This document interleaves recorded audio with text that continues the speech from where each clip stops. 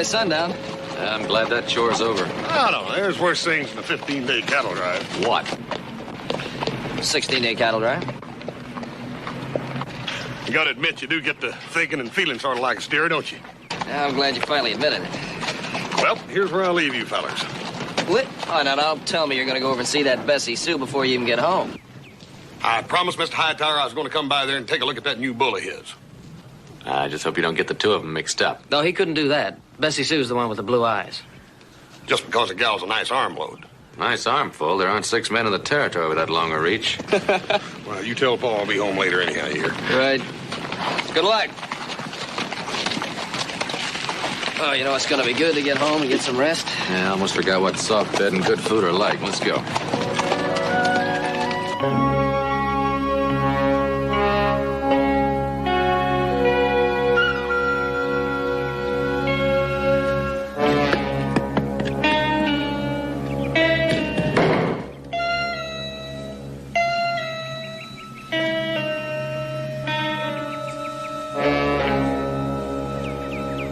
Maybe he ain't home, Teague. He's home. I spotted some smoke coming out of the chimney when we first got here. And where there's smoke, there's an old man and his gold, huh? Huh, Teague? Except maybe all them stories about the gold ain't true. Macy says it's there, all right. Then what are we waiting for? Let's take him. Macy's not sure he's alone. Macy's too bossy. Besides, we ain't gonna find out sitting up here. And I ain't gonna find out by letting him shoot at me. Go ahead if you want to.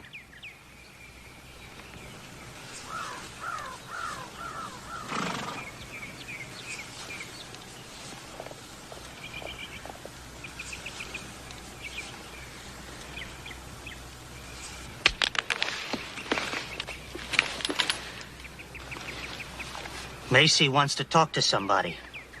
Go ahead. Why me? Because you got feet like a mountain goat. Go on. I ain't going unless you do. All right, you knucklehead. Come on.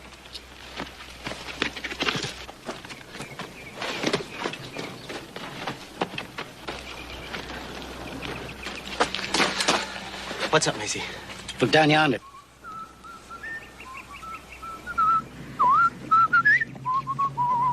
Oh, where have you been, Billy boy, Billy boy? Oh, where have you been, charming Billy? You reckon he's coming here? The trail goes right by the cabin. Where have you been, charming Billy? We better decide what to do real quick. No sense in asking for trouble. We'll just keep out of sight. But what if he's come to see the old man? We're the only company we intend for that old man to have. Maybe he'll go on by. But what if he don't? I'm against taking chances. We'll kill him. Take him.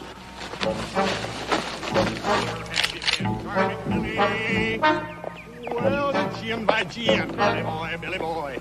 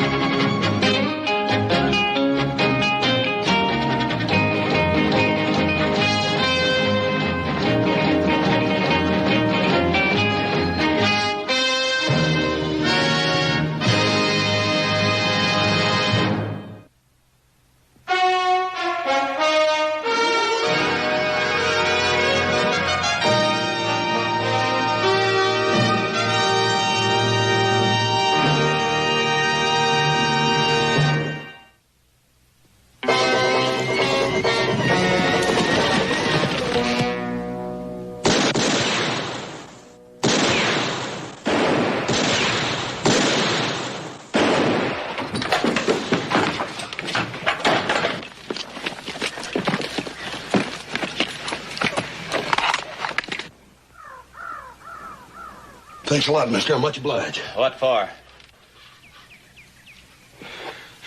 Now, wait a minute. You don't think I'm one of them? Ain't got no reason yet to think otherwise. Dad Burnett, they tried to kill me, too. Could have been a trick to get you in here. Now, wait a minute. I ain't got nothing to do with them fellers. I don't know who they are even. I'm from the Ponderosa. My name's Hoss Cartwright. Walter. Fella here says he's a Mr. Cartwright. Well, did you see that? See what? The way Walter took to you. You did? Yes, sir. I never seen anything like the way he took to you. You'll have to excuse Walter for not getting up. He's had a hard day. Yeah, that's all right. Make yourself to home. I bet you could use a drink. Yeah, I could, but what are we gonna do about them fellas out there? Oh, Walter will warn us if they try to start anything. Nothing to worry about, not a thing.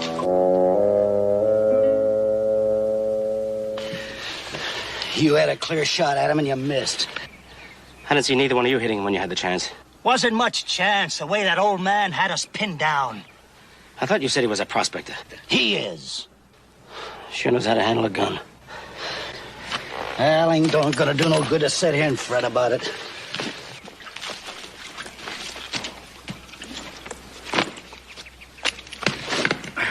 This way so he knows what we're up against now. Yeah, 2 of them. And there's supposed to be 3 of us. You making me out a coward? Yeah!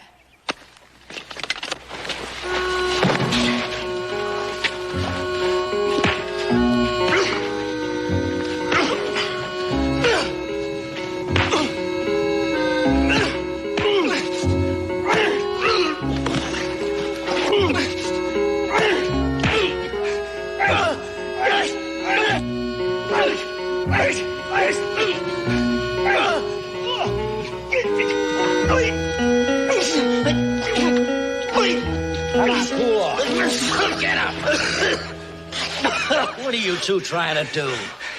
He's saying I'm yellow, Macy. And I'm saying you're both loony.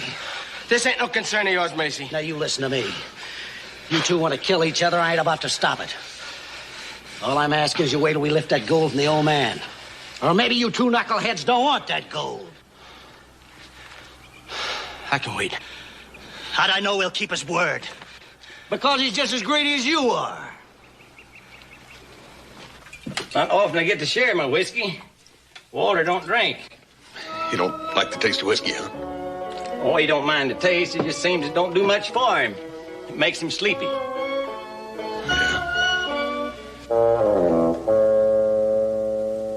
Look, Mr. Obie's the name. Obie, who are them fellers? All got no earthly notion. Well, what are they after? What do they want? Well, I ain't sure. But my guess is they're figuring on robbing me. Well, if they're gonna do that, how come they ain't moved in? There's 3 of them, there ain't but 1 of you. Well, that's what they don't know. The way Walter figured it... Walter? Oh, no getting around it. That Walter is clever. They'd no sooner showed up than Walter figured out he's up to no good, so we'd best lay low. That's pretty good figuring. Walter figured he wouldn't jump us before dark. But now they know there's only 2 of us. My guess is they ain't gonna wait.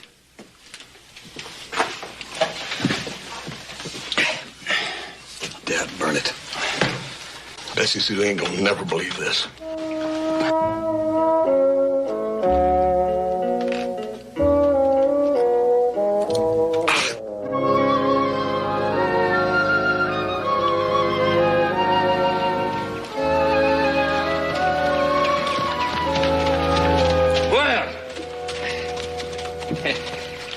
Glad to have you fellas back. Not half as glad as we are to be back. How'd things go? Any sign of herd cutters? Yeah, we had one gang follow us for a little while. We discouraged them. Oh, good. Oh, what about the buy from St. Louis? He was there, ready to pay the price. Well. Things couldn't have gone better. Good. Where's Hoss? He won't be along for a little time yet. He decided to stop over at the Hightower place. Oh, good. I'm glad he did. I've been meaning to drop over myself and see that new bull. If he's anything half as valuable as Jim Hightower says he is, he ought to be something to see.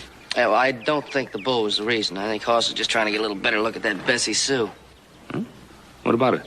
He's sweet on her. Oh, seriously? Yeah. Turns red every time we mention her. Because it doesn't mean much with Hoss. He turns red every time we mention any girl. Well, that's his problem. All I want is some food and a nice soft bed.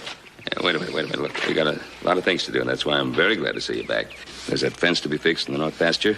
Still a lot of hay to be hauled, and I want to get started on that new well right away. What was it you said about getting back for a rest? Wishful thinking.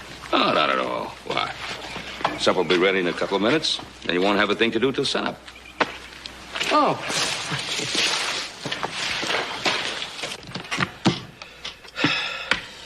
Now, that was a bonehead move. Obi, we gotta do something. Walter used to make the same mistake.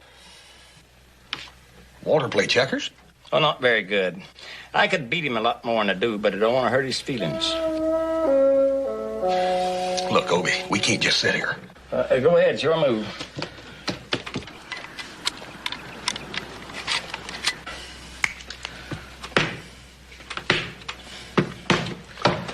You're sure not much of a player, boy. Well, Dad Bernard, what do you expect with them Jaspers up there in the hills just waiting to pounce down here on us? I might as well be here playing checkers, stewing over it. Besides, I told you Walter had warned us. I just don't seem to have as much confidence in Walter as you do. Oh, why on the earth not? Well, he don't seem very alert to me. Well, that's because Walter's deep. Real deep. Hey, maybe it'd be all right if just one of us stood there at the window, huh? Well, and hurt Walter's feelings? How do you know he'd mind? Well, you got to understand Walter to appreciate how sensitive he is. Well, I hope he appreciates how sensitive I am to bullets.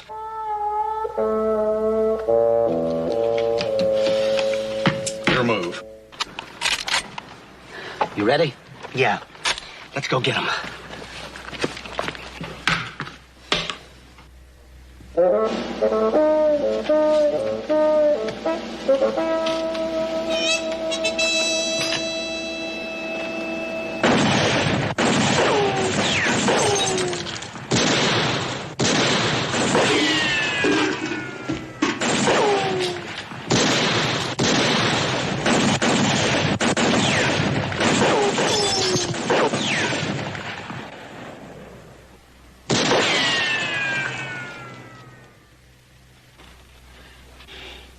Fellers act mighty bound and determined. Yeah, well, they ain't no more bound and determined than I am, I'll guarantee you. And they're mighty sly, too. Staying behind them rocks. Can't get a good shot at them. Sure wish I could figure out what they're after. It ain't ammunition, they got plenty of that. Couldn't be grub, them hills is full of game. Obi, you ain't feuding with nobody, are you? Me and Walter ain't well enough acquainted with nobody to feud. How about horses? You got any horses? Nope. You run any cattle? Nope. Dadgummit, it beats all.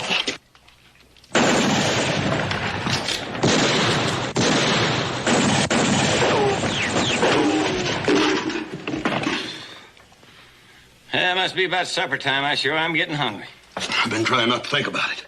There's one thing I'm against, it's being hungry. Me and Walter feel mighty strong on that. You and Walter and me. But what about them? Let them get their own grub. Carrying on, shooting. What are you figuring on doing, holding out a white flag while we eat supper? It's time to use my surprise. What are you planning?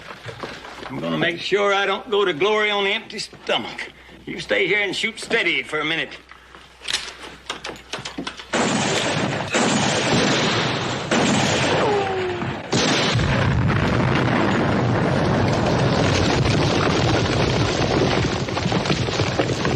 Tarnation was that? Dynamite.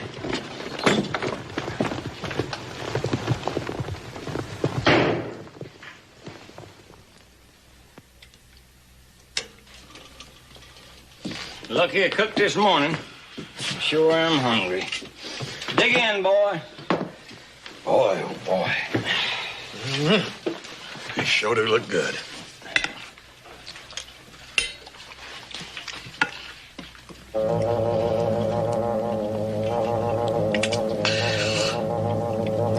What's the matter, boy? Might too much spice in the beans?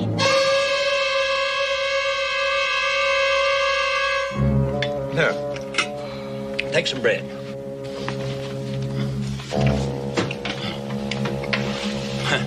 Had me worried there for a minute. You all right now? That choking made me think maybe I put a speck too much seasoning in the beans. Just like we always fix them. Sure good, ain't it?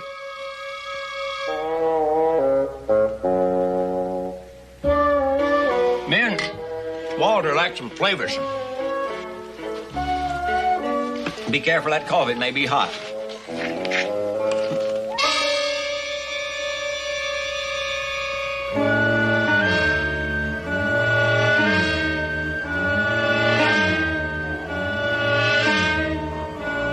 You had a hard day, boy.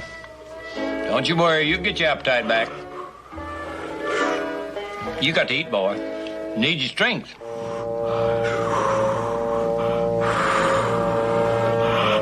Every bite to get better, don't it?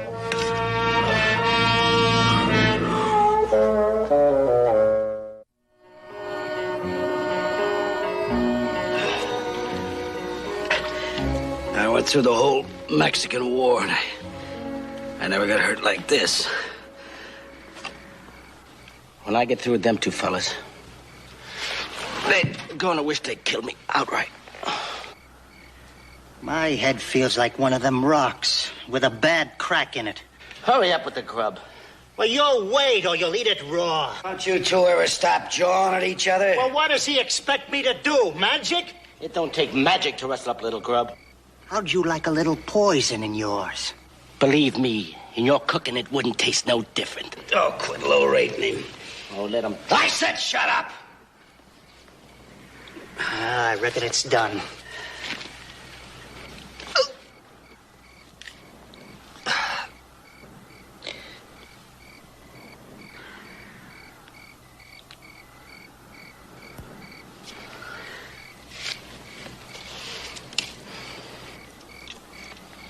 I think that we might as well forget this job. We could have robbed the biggest bank in the West with a whole lot less trouble. Yeah.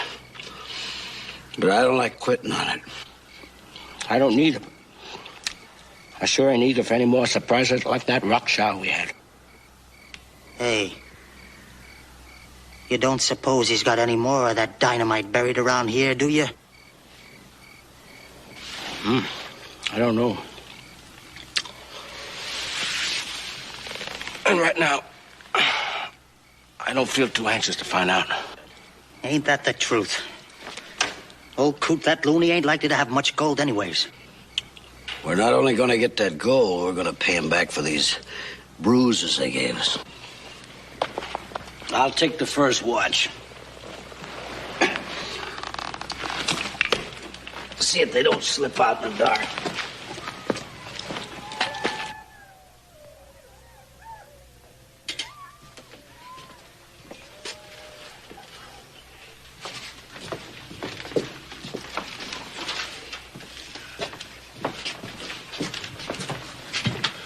What'd you do that for? Cover up them windows so we can have some light. Play a little checkers. Obie, we can't play checkers. We gotta keep guard every minute. You're forgetting water. Let me ask you something. A lot of people use this trail by here? Oh, it's pretty well traveled. Yeah? When was the last time somebody came by? Well, it's real recent, not more than 2 or 3 months ago. You want the red or the black? I gotta figure out some way to get out of here alive. Shh. What's the matter? You'll upset Walter. How am I gonna upset Walter? Talking about getting killed. We talked about it all afternoon.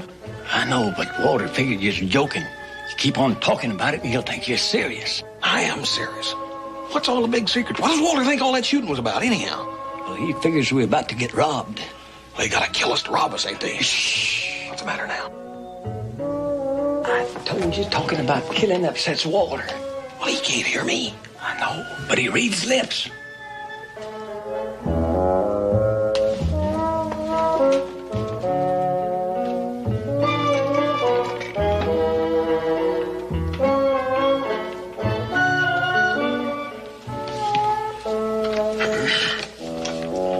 I'll take the black.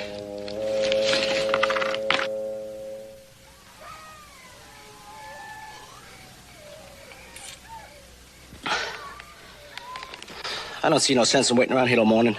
You heard what Macy said. It ought to be a lot easier to sneak up in that cabin at night.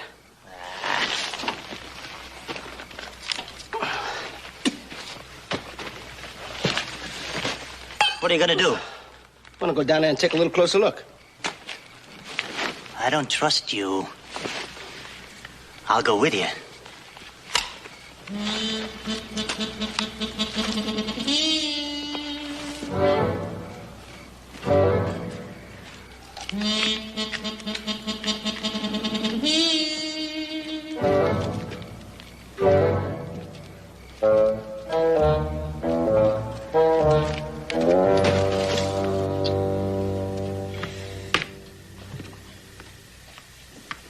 You got the makings of a real player, boy. Just got to pay closer attention.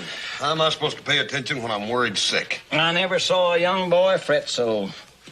You stay around Walter more and you'll have faith.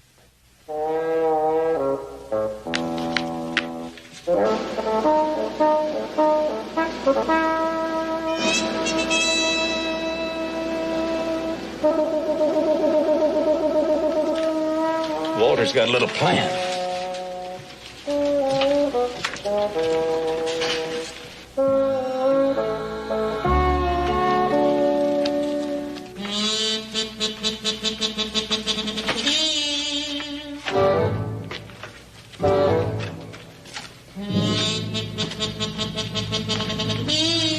See anything? See anything? What do I look like, an owl? Shut up and follow me.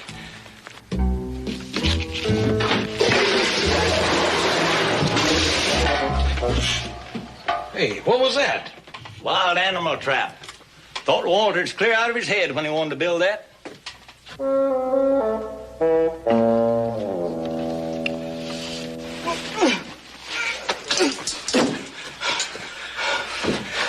Now, why didn't you watch where you were going? You pushed me. I never did. I didn't touch you. What was that for? That was for that gal in Wichita. When I bought all the drinks and you danced with her. That was 5 years ago. I don't care. I still don't like it. She was no good anyway. I still don't like it. 5 years. 5 years. 5 years.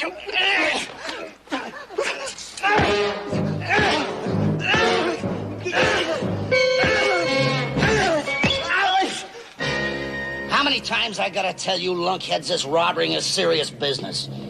Yeah. Dad burn it. Wonder what they're so old-fired anxious to get. Gold. Gold? Me and Walter's prospectors. You ain't never struck no pay dirt, have you? We struck a nice little vein a while back. You keep it in this cabin? Well, that's a fool question. Now, where else would I keep it? Where's it at? Well, right here's a little poke here. It's steadying the table leg. Walter likes to rest his head on some. Some up there on his shelf, a few more there in the wood box. Obie, how much of the stuff you got? Well, now, me and Walter ain't reckoning it up lately, but I'd say offhand about 25 or 30,000. Oh, no. Whatever's the matter? Obie, don't you understand? Them fellers are going to stay out there till they get their hands on this gold, no matter what. Well, maybe they will. But sometimes plans don't always work out. Well, that's fine, but what are we going to do? I'll tell you. You take the red for a while, and I'll take the black.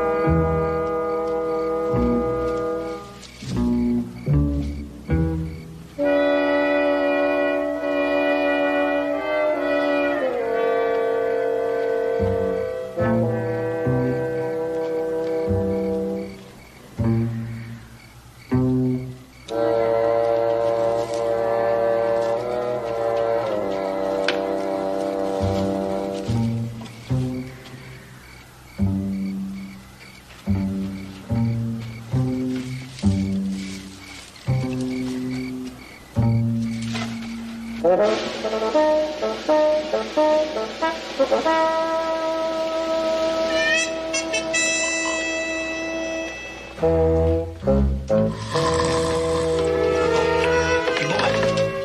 up.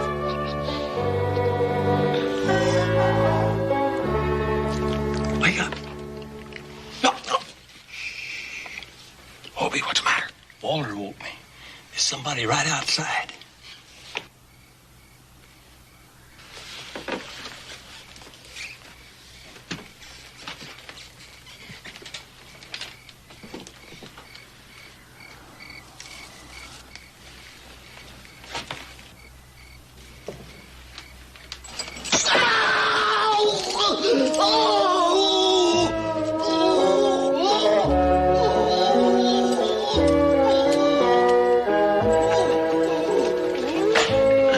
I got him. What got him? Bear trap. Had some old bear traps that was going to throw away, and Walter wouldn't let me. So planted about 5 of them under the cabin, just in case some smarty bitches got the idea to burn us out.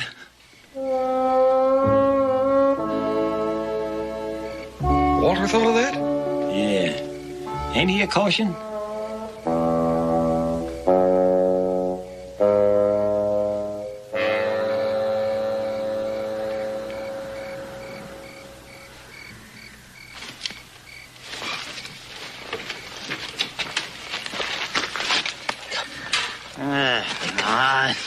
Wake up!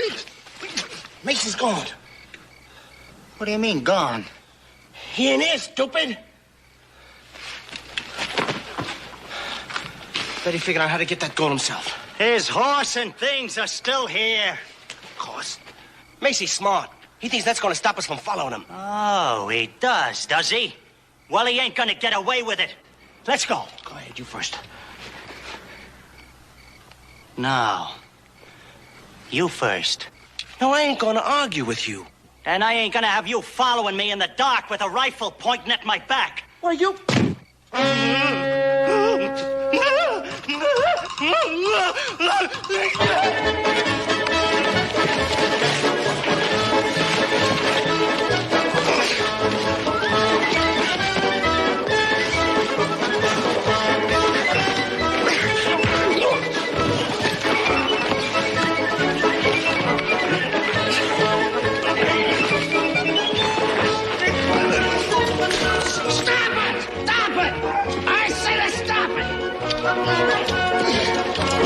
What's the matter with you, two knuckle?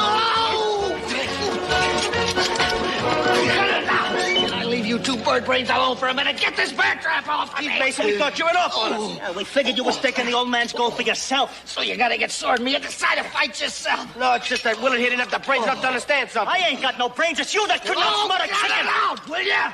Jeez, Mason, how'd you get tangled up in this thing? Figured I'd start a fire and smoke him out. With a bear trap? Oh! Hey, you help me with that, Willard. I tell you, one of them fellas down there, either that big one or the old man, got an evil mind. I swear, I don't care about that gold anymore. I'm gonna kill him. So help me, I'm gonna kill him. A mind like that shouldn't be allowed to live. Easy, easy, easy.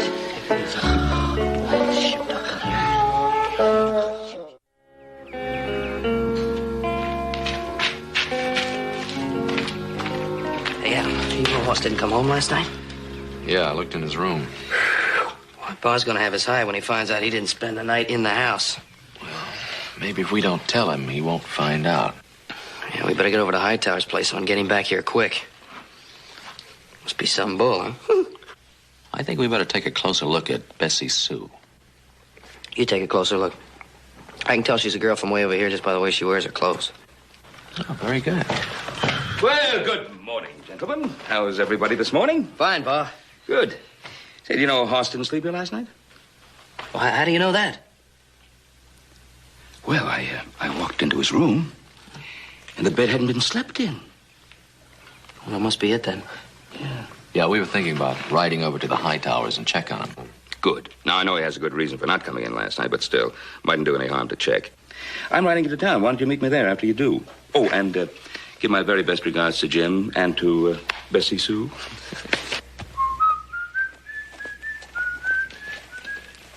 You know, he wasn't even mad at us. I think he has more faith in him than we do. Man, what do you mean? Well, how would you like to have Bessie Sue as a sister-in-law? Come on, will you? Us wouldn't do that to us. Would he? He would.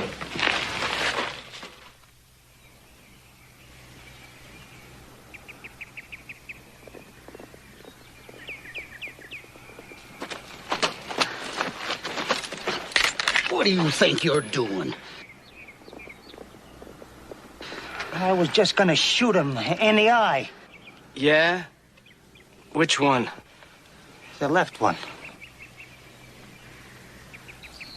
I don't know which is more dangerous, you or them fellas in the Why cabin. don't you shut up? Let's see what these fellas are gonna do.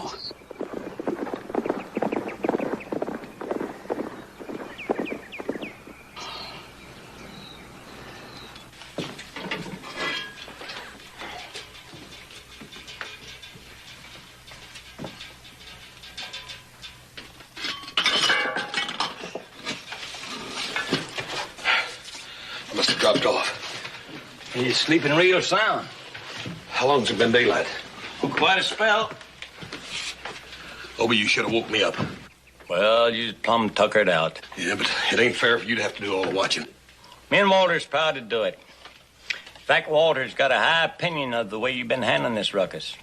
And I got to say that I agree with you. Anything new? Well, Walter woke up with a little headache. Oh, I'm sorry to hear that. Walter woke up with a headache? Well, he feels fine now. Walter's got a wonderful constitution. Of course, he's always taking real good care of himself. Yeah, well, that always helps. Hey, Obie. Obie. You reckon them polecats are still out there? Well, more than likely. Dad, Burnett, I wish I could figure out some way to get us out of here without going right by them. Hey, Obie, what'd happen if we busted out some of these boards and went out the back way? Wouldn't do any good right up against a mountain. That's why me and Walter built it like that, so nobody could sneak up behind us.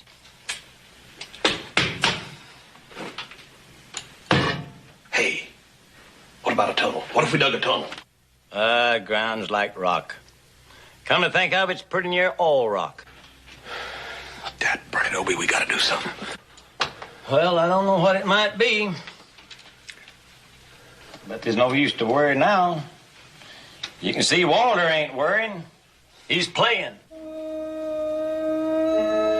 He's playing? What's he playing? Dead? No, he hardly ever plays dead unless he's real tired. He's playing he's paralyzed. Oh. How about some breakfast? Yeah, I'm starving to death. I think you would be after that little dab of supper last night. Sit down. Beans? Yeah, and plenty of them. I generally cook up a batch to last a week. If there's just us, by golly, we can have some good eating 3 or 4 days. Obie, is beans all you ever eat? Well, we have a little fish and game now and then.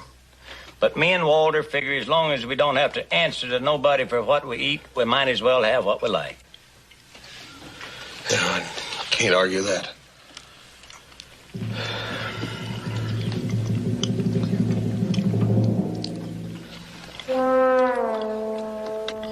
I'll declare, boy. As finicky as you are about eating, I don't see how you ever got to be your size.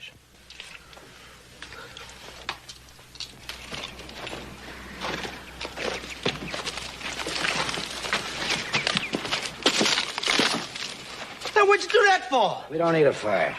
Well, you know some other way to get hot coffee? We ain't gonna have no hot coffee, so forget it for a while. I got an idea. I'm listening. All right. We ain't had any luck getting anyways near close to that cabin, have we? Not so far. Well, we ain't likely to as long as we keep putting up an open fight. Somebody down there seems to know where we are before we get there. Ain't that the truth? We're gonna try a new tack. We're gonna give up. Give up? Give up? Well, leastwise, that's what we're gonna make them think. I don't know, Macy. Why don't we just rush them and get it over with? Depends on what you want to get over, Tig. I don't know anybody yet that's had any luck rushing a bullet. Maybe Tig here figures he's the one to do it. You'd like that, wouldn't you? Half share instead of a third. There wouldn't be nobody would have to force it on me. What's your plan? Well, I figure we don't do nothing. We stay right here as long as we don't light any fires or make any noise. Then what? Well, sooner or later, they're bound to step out of that cabin, and when they do...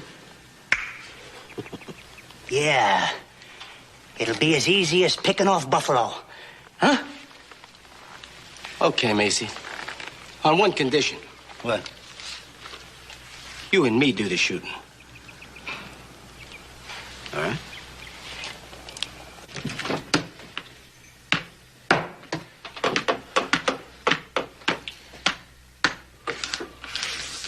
Boy, you're getting better every time.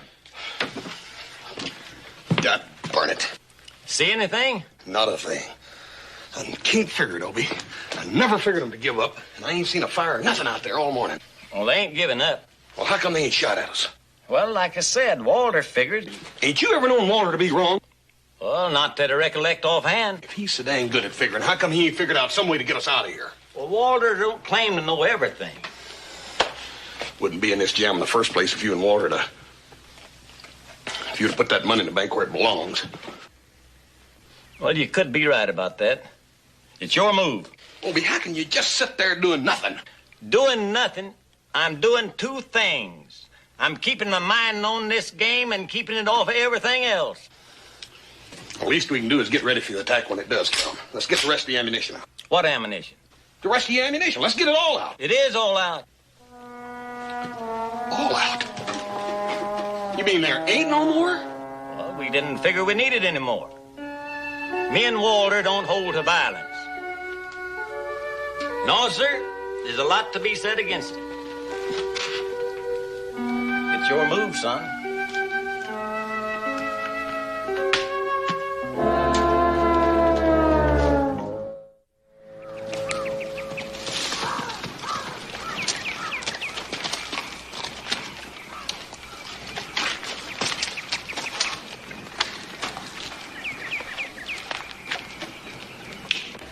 Bessie Sue.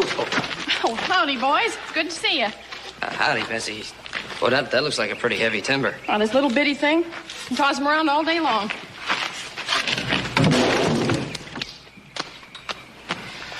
They told us up at the house we'd find you here. Do you know where Hoss is?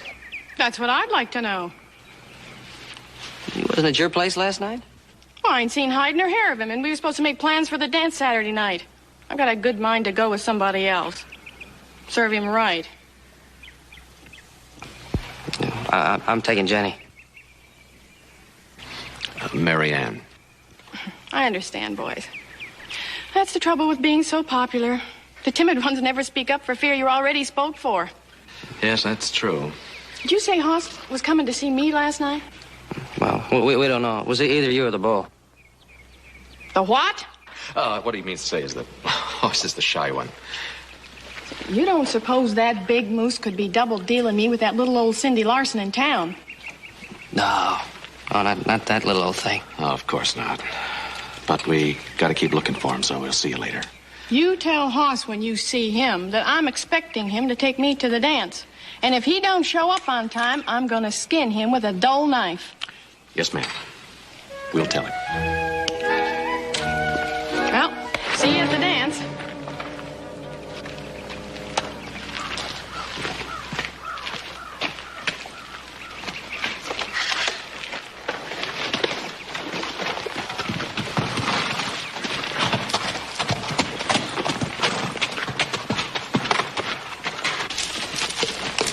I suppose she's right about Cindy Larson.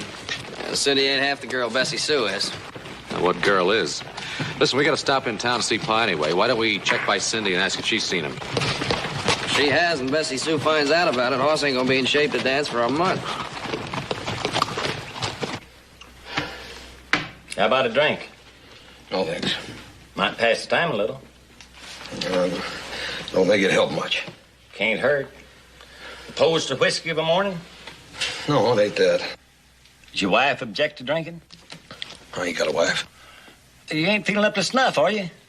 I feel fine. You go ahead and have one if you want it. Oh, I don't take any pleasure drinking alone. All right, I'll have one with you then.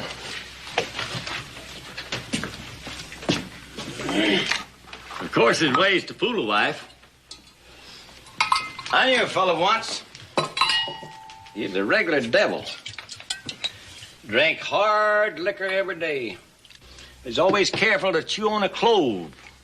His wife thought he just had a fondness for cloves. Well, here's luck. Me and Walter will go along with that. It's your move. Surprised a nice boy like you ain't got a wife. You ain't got a wife. I know. Don't need one. I got Walter. Yeah, he's a real lively companion, he is. Ain't he, though? Dadgummit, Obie, I can't stand another minute of this. Why, whatever's the matter, boy? I can't just sit here and wait for them fellas to come down here and pounce on us whenever they get ready. I gotta do something. Well, you think of something, we'll both do it. I'll tell you what we're gonna do. We're gonna bust out of this back wall. That's what we're gonna do. Well, I told you can't go anywhere, smack up against a mountain like that. Yeah, but if we can make them think there's a place to go and they think we've gone, then they gotta come in here to find out which way we went, ain't they? Well, it sounds likely. Only we're gonna be waiting right here for them. Get over behind that door. Come on. What are you doing? Them fellas been so anxious to get close to this goal, I mean to oblige them. All right, we're pulling out. You're welcome to the place.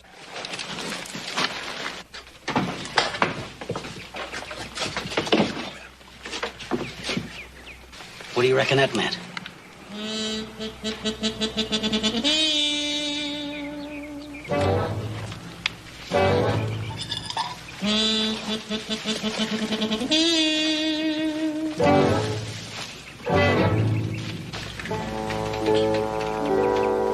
You reckon it'll work? Already did. How can you tell? I don't hear nothing. Look at Walter. He ain't been this excited since he was a puppy. Well, I'll be dead bird. He's opening his eyes. Ain't that something? Yeah.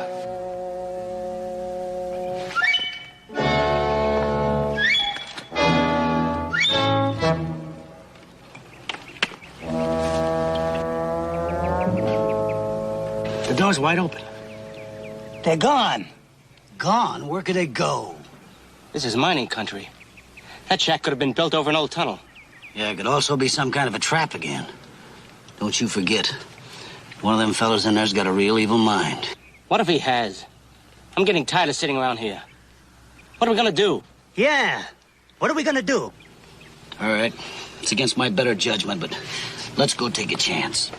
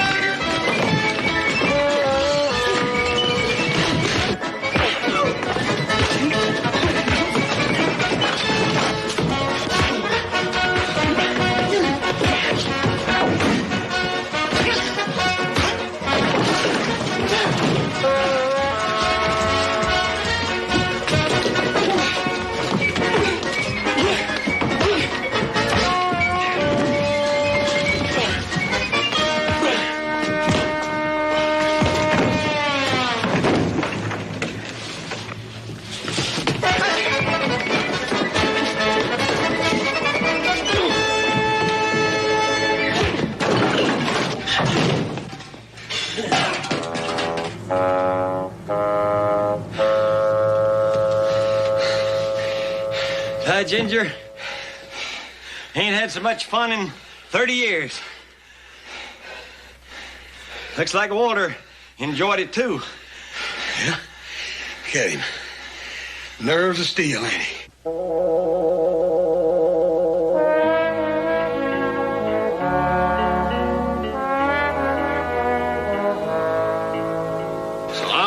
press charges against these fellows, Sheriff. What kind of charges?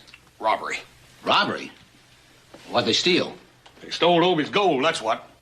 What gold? Yeah. What gold? Haas, they don't seem to have any gold. Yeah, well, maybe they didn't steal it, but they jumped us and tried to kill us. They did? They sure did. They gave old Obie and Walter and me a real bad time. They did?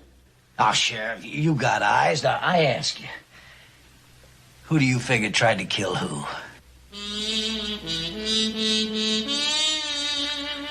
Ah, Sheriff. Sheriff, you got the makings of a good player, boy. You just got to pay closer attention, that's all. Boss? Oh, hi, Paul. Well, Sheriff told us to find you in here. He says he's holding you and some strangers till he gets to the bottom of this. Son, the bottom of what? Now, it's a long story, Paul. Ain't nothing to worry about, though. Now, well, you better start worrying. You're going to be a lot of trouble if you're not out in time to take Bessie Sue to that dance Saturday night. She said something about skinning you with a dull knife. Ain't nothing to fret about, Hoss. Oh, it ain't? That's right. Obie's right. Old Walter will think of something.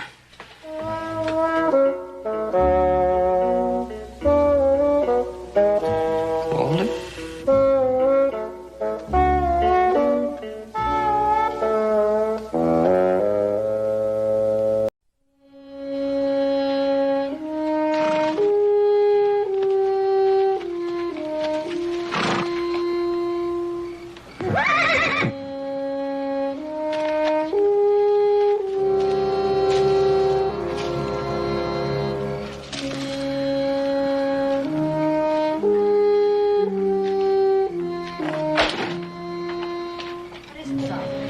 Something's at the horses. You best stay inside. Might be a cougar.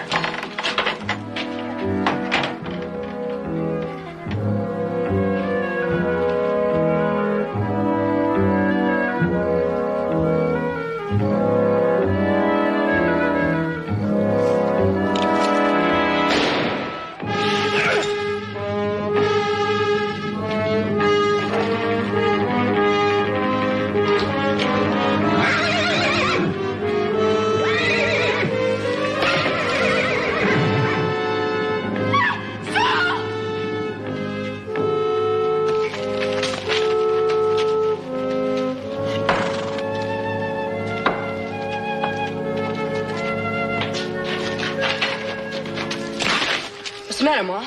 Pa's hurt. He's bad hurt. You'd best hitch up the wagon. We'll take him over to the Cartwrights. And this man, Mrs. Breckenridge, were you able to see what he looked like? Was he a big man or a small man? I couldn't tell. It was awful dark. All I seen was him stealing a horse out of the corral. Jenny. Hoss will be here with the doctor right away. Who'd want to shoot Pa? Just for a horse. Who knows what makes people do what they do, Toby? That ain't right. Of course it isn't, Toby. As soon as it's daylight, we'll track him down.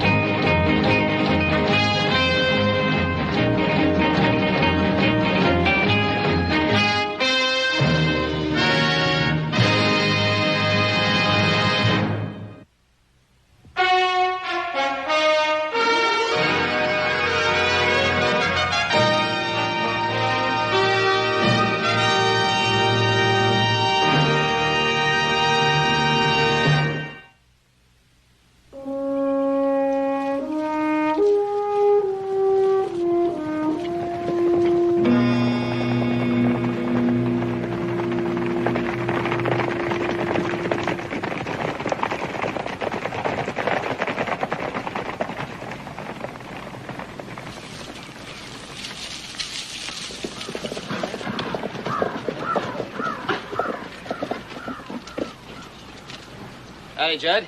Howdy. Judd. Howdy, Mr. Cartwright. I seen a bunch of you from up at the line camp.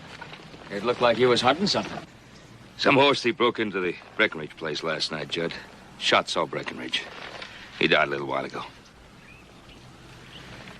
Yeah, his trail was pretty clear right up to Owl Creek. That's where we lost him. Judd, you get a pretty good view of the canyon from up in the line shack. Guess you didn't see anybody riding through, did you?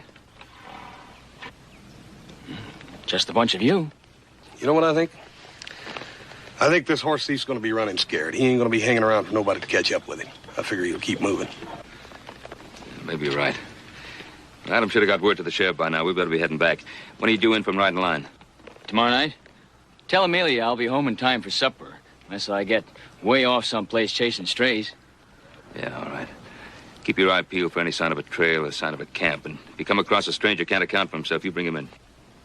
Sure thing, Mr. Cartwright. That horse that was stolen. It was a big black Breckenridge brand, Bar B.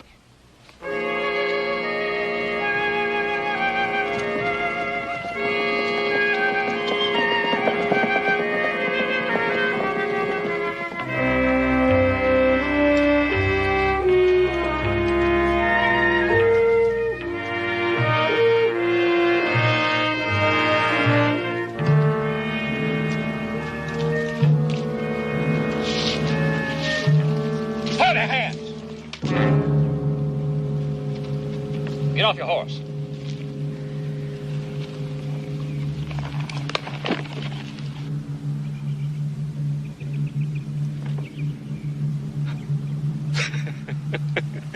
Homer! How are you, Pa? I never thought we'd find you, son. We sure been looking for you. Good to see you, son. Good to see you, too, Pa. Oh, Rube will be glad to see you, too. We were camped off a ways. Come on.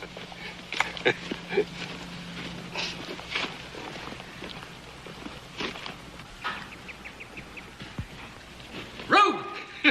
Look who's here! Well, if it ain't my ever-loving brother. I told you we'd find him, Rube. I kept telling you.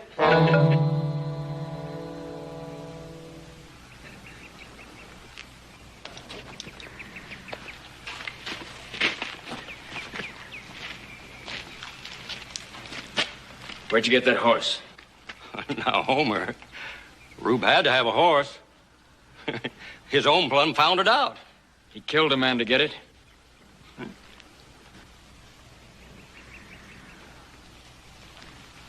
What did you do?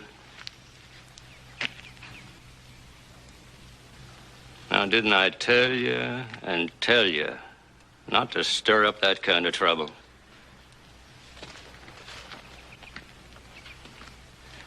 Now, don't you hit me, Pa. I'm warning you, Pa. We need that horsepower. Now you know that. He'll get us hanged. I'm turning him loose. No, wait up, Pa. Somebody finds her, he's liable to backtrack straight to this camp. What are we gonna do, Homer? Don't ask me, Pa. You always could figure ways, Homer. We waited and waited for you, son. When you was due to get out of prison, you never showed up. You run out on us. We needed your help, son. Trailed you all the way to Kansas. Heard you'd married up with some gal. After that, we lost you. Heard you change your name, too. Now, what'd you go and do a thing like that for, Homer? Ain't being at Barnes good enough for you? Do you think my wife would have married me if she knew who I was?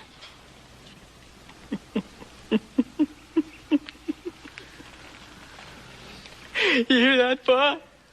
His wife doesn't even know who he is. Oh, when you gonna tell her, Homer?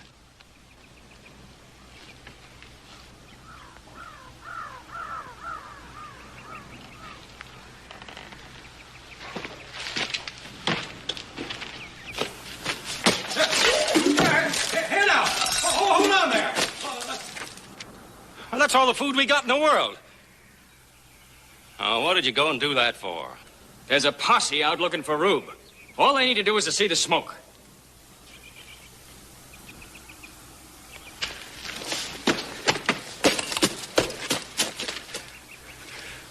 What are we going to do, Homer? Stay put, right where you are. Don't move around, and don't light any fires. I'll be back as soon as I figure something. Thanks, Homer. Don't get no ideas about turning me in. They catch me, I'll claim you steered me to that horse, and they'll string you up, too.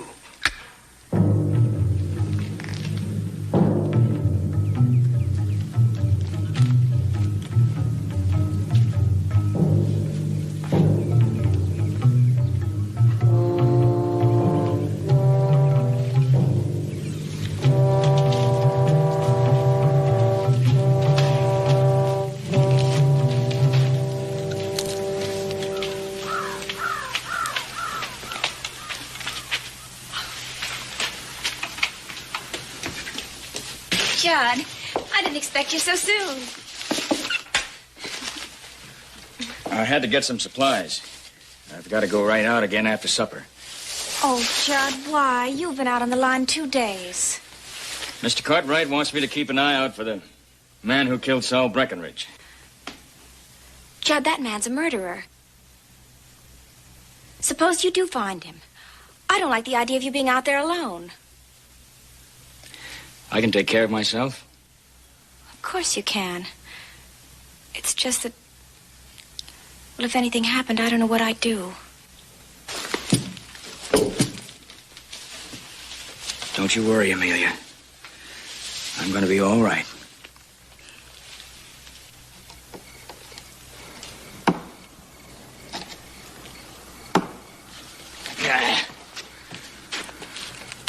Hey, what do you think you're doing? Don't think I'm going to sit here freezing to death with an empty belly. Least we can do is get warm. Somebody's coming. Maybe it's Homer.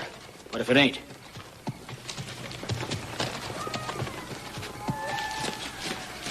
Hey, you sure come back quick, son.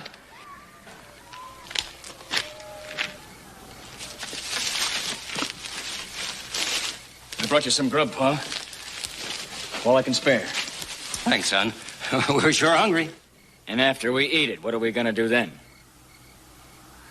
Well, about all I can do is take the horse and turn it loose near the Breckenridge place. Oh, well, that's real brotherly of you. Well, we don't know this country. Where'll we go, son? Head up into the high country around Mono. You'll come to a place called, Dead Lake. Nobody ever goes there. You can hold up there for a while. And go on living like this? With dirt in our grub and sleeping on rocks? With you bedded down with a wife in a feather bed? We don't want any more of your lousy grub, and we don't want any more of you. And after we hole up there for a while, what do we do then? I don't know, Pa. We need you, Homer. Look at me. I'm getting old, son. Rube here, he don't listen to me no more. He just bats his head against everything I say. Goes off on his own, not paying me no mind. I've got to go my own way, Pa. Now, you best break camp and clear out of here as soon as you can. All right.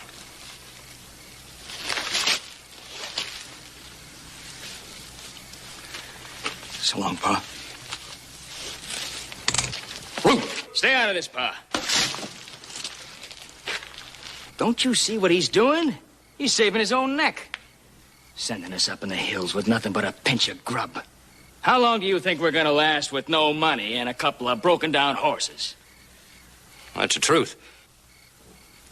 Well, we don't want to be no burden, Homer. We're stone broke. Sending us a lousy sack of grub.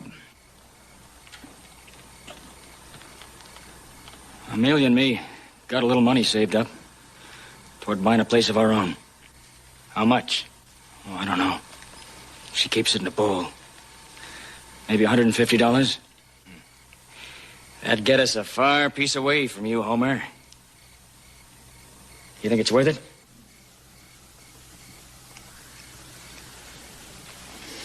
I'll get the money and be back in a couple of hours. Oh, we'll pay you back, Homer. Just as soon as we're able.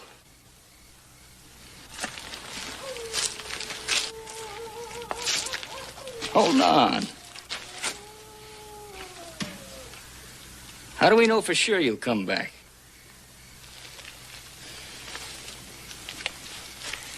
You'll have to take my word for it.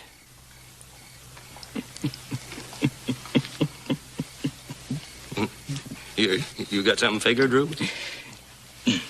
Sure. The only difference between Homer and me is he's clean and his belly's full. Well, I'm dirty and my belly's empty.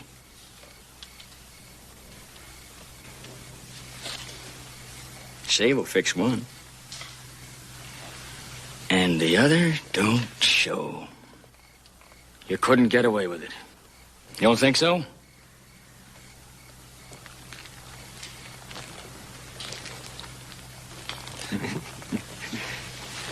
When you stand up like Homer, I bet even his wife couldn't tell you apart. Sure, Pa. We're twins, ain't we? Me and Homer's gonna change places, Pa. He's gonna tell me where the money is, and I'm gonna go and get it. Don't listen to him, Pa. By gum, I think you could do it, Rube. Sure. And you get rid of that horse while you're at it. He's a good horse, Pa. We need it. You can get us hung. Well, you do like I tell you. All right, Pa. He can't get away with it, Pa. Well, he's got to try, Homer. Turning against us the way you have, he don't trust you. Ain't nothing else he can do.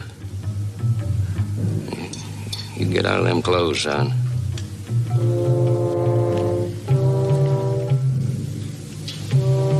You do like your Pa says, Homer.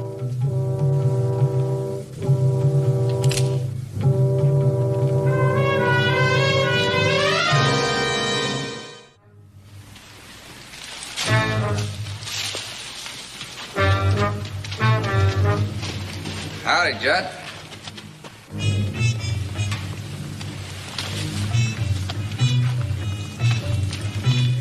What are you doing out here wandering around in the middle of the night? Just bringing in a horse.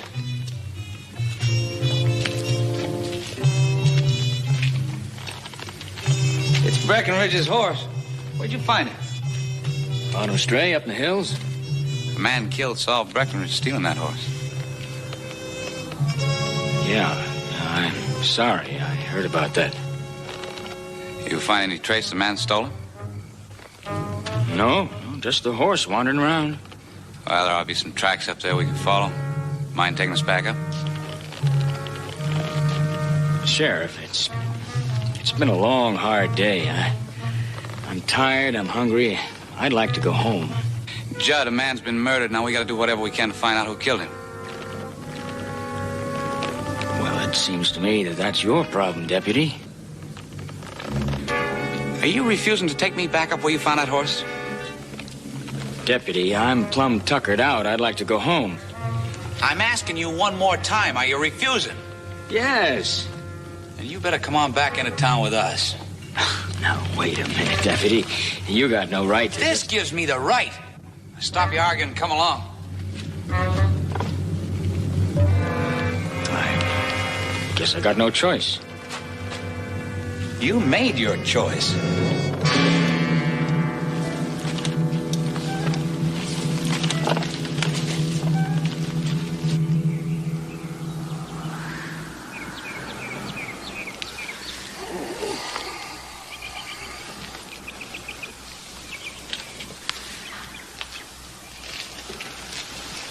Homer?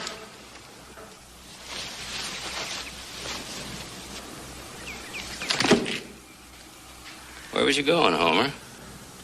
I'm going home, Pa. Rope should have been back hours ago. If he's harmed Amelia... Oh, stop fretting, Homer. You know your brother Rube would give your wife the same regard he'd give his sister. Likely he got her to fix him some hot food. He was mighty hungry, poor boy. Now, son. Now, you know I can't let you go, son. You just go to that Mr. Cartwright you work for and start shooting off your mouth, and then where'd we be? We'd all be in trouble. You just settle down, boy. We'll be back in good time.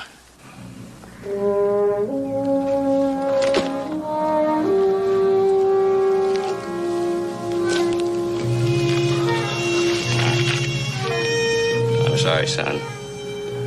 I always seem to be caught between the two of you.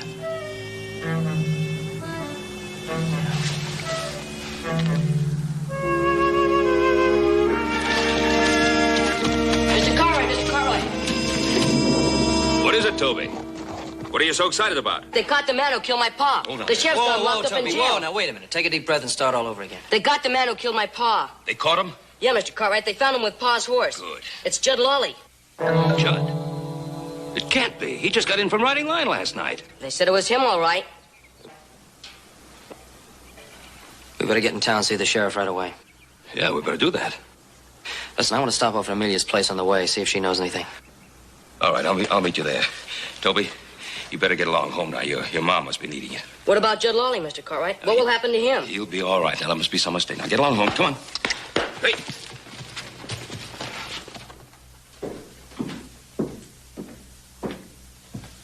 Morning, little Joe. Morning, Amelia. Would you like a cup of coffee? Huh? No, thanks. I haven't got the time. Hey, look at this place. You fix it up so nice, I don't even recognize it. Thanks. Judd and I worked real hard. You're pretty fond of that guy, aren't you? Yes. He's mighty handy, too. Bought me the material for these drapes. Listen, where is Judd? I thought he came in last night. He did, but he went out again right after supper. Said something about your pa, asking him to look for that man who killed Saul Breckenridge. What is it, little Joe? Is something wrong? No, there's nothing wrong. I just want to talk to Judd, that's all. Joseph! I better be on my way. I'll tell Judd when he comes in that you were looking for him. Okay, you do that. Bye-bye. Bye. She hasn't heard anything about it.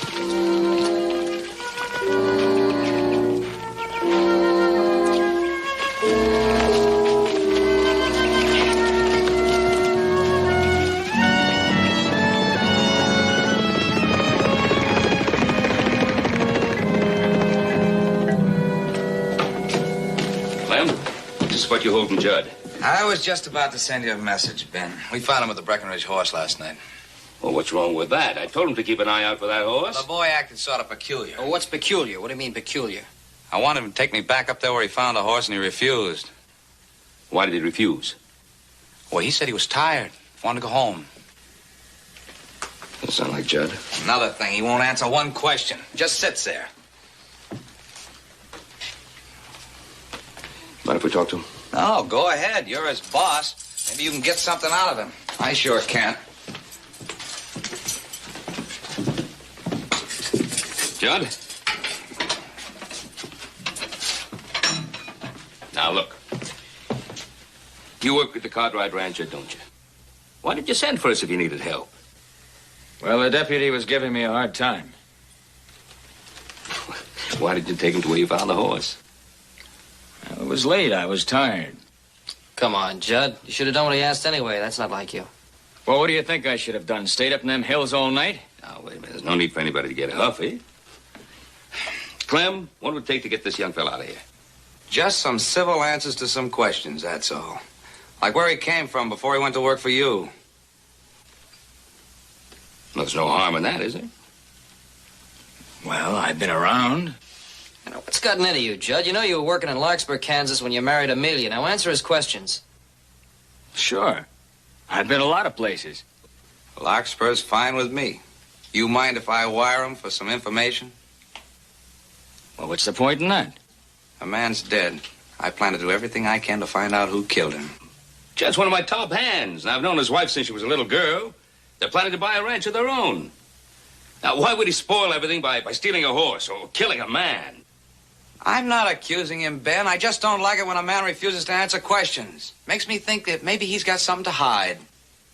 Clem, Judd's tired. He's worn out. He's been riding line for 2 days and 2 nights. Why don't you let him go home and get cleaned up and get a little rest? All right, Ben, take him with you, but I want him where I can put my hands on him when I hear from Larkspur. You understand? I understand. He'll be where you can put your hands on him, all right? Come on, Judd, let's go. Jails make me nervous. I sure could use a drink. Yeah. Well, we'll get you one. Thanks, Barney. Judd, don't you think you should be getting home? Amelia will be worried. And just because I didn't tell her about your being in jail doesn't mean somebody else might not. Well, maybe she ought to get used to a little trouble. Judd, did I hear you right? You heard me right. Well, what do you mean by that? Joseph, what kind of trouble you talking about? Well, wait till the sheriff gets that word back from Larkspur. You worried about that, Judd? Ever hear of the Barnes family? Luke Barnes and his 4 sons? Everybody's heard of them. I'm one of them.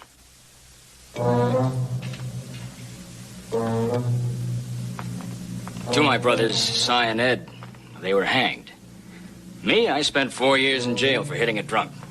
When I got out, I changed my name from Homer Barnes to Judd Lolly. I take it Amelia doesn't know anything about this. What, you spent 4 years in jail for something like that? You paid your debt? When you're a Barnes, you're always in debt. Oh, I don't go along with that, Judd. I don't think Amelia would either. I know she wouldn't. She loves you, Judd. She'd understand just the way we understand. Judd, no matter what answer the sheriff gets, don't you think that Amelia should know who you really are? Ben. I'm glad to see you. Saves me a trip out to Ponderosa. Ralph? I just got word your stallions arrived at the Carson City railhead. Oh, well, that's good news. I'll have him picked up. The sooner the better, Ben. A $5,000 animal is too valuable to be cared for by corral hands. Well, I go along with you there. I'll have him picked up right away. Oh, Ralph, thank you very much for your help. All right. $5,000. Well, that's a lot of money for just a horse. Just a horse? You know about the Arabian stallion we've been talking about? Yeah. I just didn't know it was worth all that much. That stallion really should be picked up right away. Now, Joe, why don't you ride over to Carson City? And Judd, why don't you go along with him? I'll give you a little time to think about what I said. Mr. Cartwright, you've got a deal. I'd like to see a horse worth that kind of money. Let's get started.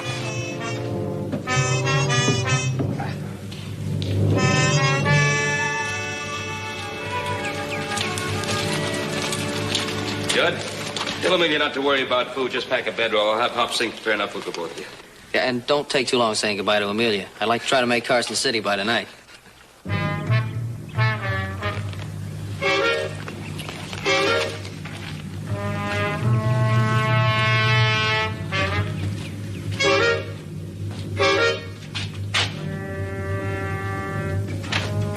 Judd! Oh. What's wrong? Well, nothing. I'm in a hurry. Little Joe's outside waiting for me. We're gonna pick up a horse in Carson City. Pick up a horse in Carson City? Judd, you've been gone for days, riding line. Can't they find anybody else? I don't want you to go. Well, I can't help it. Mr. Cartwright asked me to do it. Now, go and get me a shirt and my bedroll.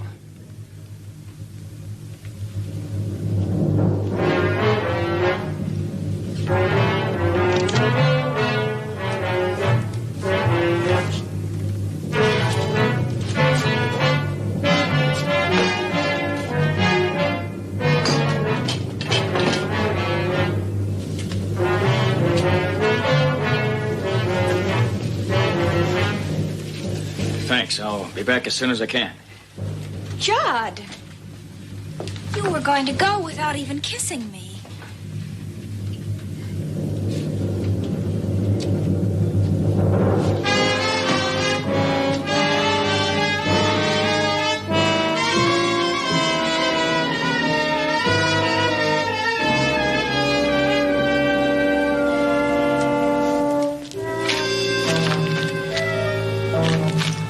The sun's about ready to go down, Pa. I waited long enough. Something's happened to Rube. You think so, son?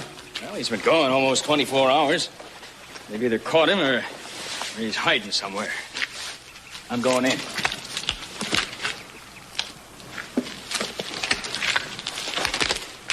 Pull the trigger if you want to, Pa. I've got to find out if Amelia's all right. Hold up, son. I'm coming with you. All right, Pa. Maybe it's time I faced up to who I really am.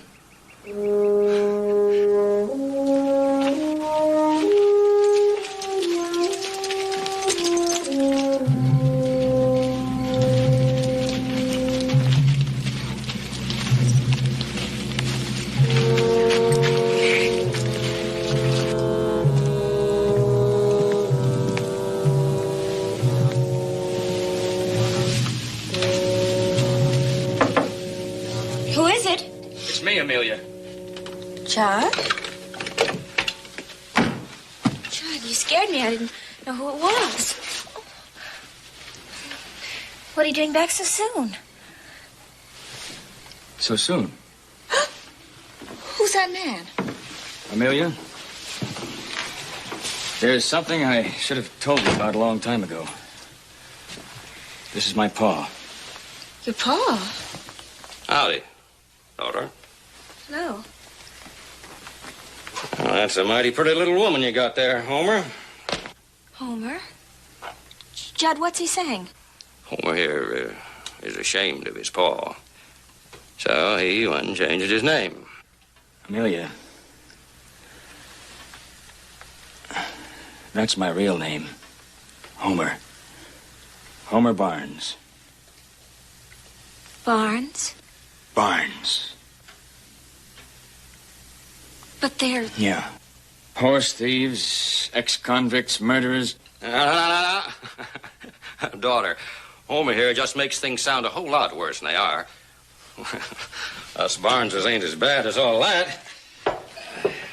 You killed Saul Breckenridge. No, that was Rube. He's my other boy. He always was one to act before he thinks. Ain't that right, Homer? Amelia, I'm sorry. I should have told you who I was. I figured when I got out of prison, maybe I could start fresh. Should have known I could never get rid of the stink of being a Barnes. Well, now you know, you could go back to Kansas. Maybe back there they won't know you married one of us. No, Judd, no. I love you. I don't care what you were. You're my husband now.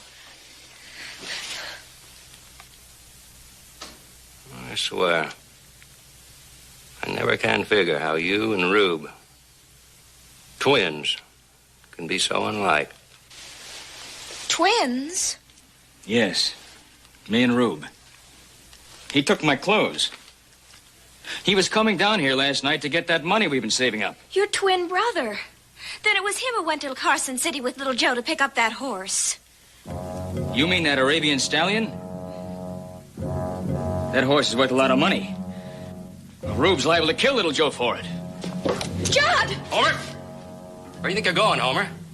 I'm going to tell Mr. Cartwright. We have to catch him before something happens. Now, why do you think that, Homer? You know Rube. You know how he is. That Rube. He always was a fool about horses. Homer! I can't let you go, Homer. I don't want to shoot, but I will if I have to. Don't make me shoot, son. Judd, don't do it, please. I don't want anything to happen to you. Little Joe can take care of himself.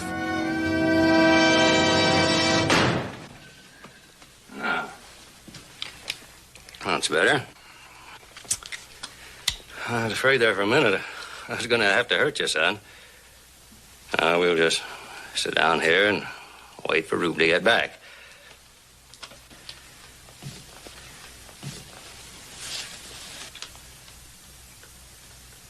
And while we're waiting, maybe you could fix me something to eat, daughter. I'm awful hungry. I've been mighty hungry for a long time now.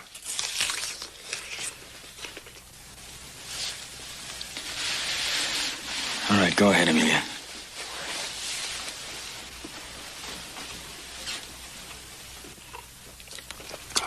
You sure got it lucky, son. Pretty little wife, cozy little house, plenty of eats. Yeah.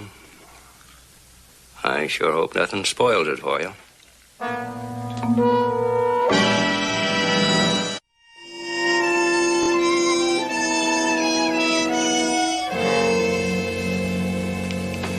Twins? The whole family's bad. The two older brothers were hanged, Ben. Oh, Clem, you're not going to condemn a man just because he comes from a bad family. Ben, Breckenridge is dead. Now, I caught this Judd, Homer Barnes, with his horse. After that telegraph, I'm not satisfied he found the horse astray. I want to question him. All right, when he gets back from Carson City with little Joe, you can question him all you want to. Well, I wish I was as sure as you are that he's all right. Oh, you know his wife? Wouldn't be the first time a good woman has changed a man. Does she know who he is? No. We're sure going to find out. The whole town knows about this telegraph. Well, I better get over there before somebody else does.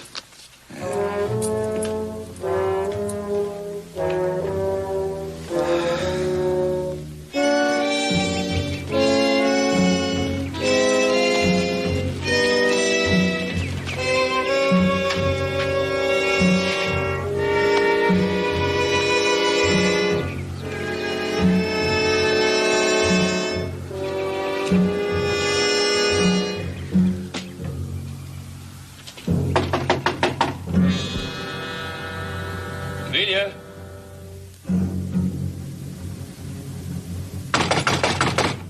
Answer it, daughter.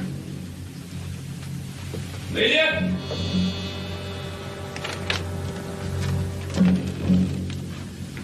Hello, Amelia. Amelia, I've come here to say something to you.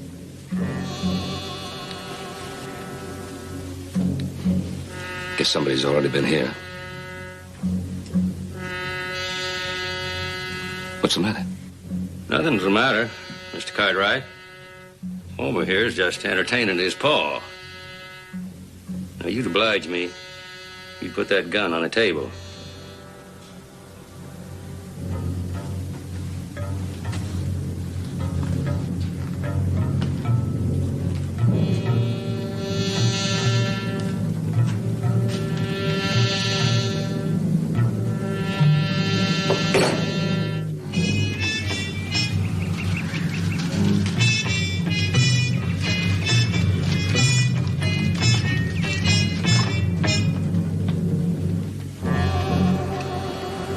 I'm awfully sorry, Mr. Cartwright. It's all right, Judd. I keep telling you, his name's Homer. I know. Twin to your other son. The one who's with little Joe. He killed Saul Breckenridge, too, didn't he? That's right. Oh, now, don't you worry none about your boy. Rube ain't gonna hurt him none. That is, if he does like he's told. How many sons you got, Mr. Cartwright? 3. I got 4. One up on you. You're forgetting 2 of them were hanged, aren't you? Yeah. Ed and Si. Poor souls. And Rube killed Breckenridge. He might hang for that someday. Poor boy. And then if something was to happen to Homer here... Oh, well, I ain't saying it will, daughter. I was just supposing. Then I'd have no sons at all. I'd be all alone. Oh, wouldn't that be a sad thing?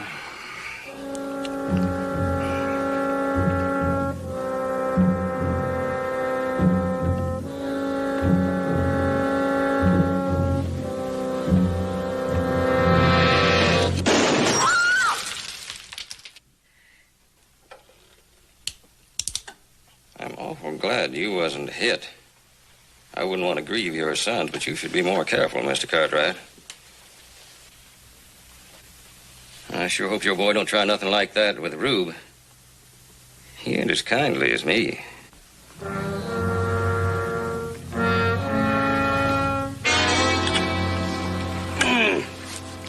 Well, I don't know why I go along with you on this steady riding. Sure all fired anxious to get home in a hurry. I sure am. So let's hurry and get this food down, huh? Ugh. Sure doesn't taste like Amelia's cooking, does it? You're a pretty lucky fella. You got some gal there. The way she fixed up that cabin with curtains and everything. Yeah, women. They're always fussing over silly things. What do you mean silly things? You picked the material for the curtains, didn't you? You funning me? No, I'm not funning you. There's nothing to be embarrassed about, picking curtain material. I'm a man. I don't bother with women's things.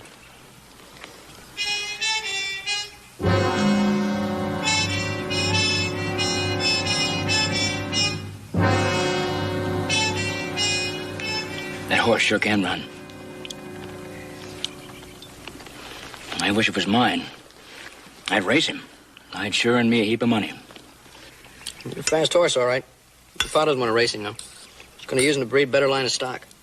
Yeah. Well, come on. I told you I want to get back.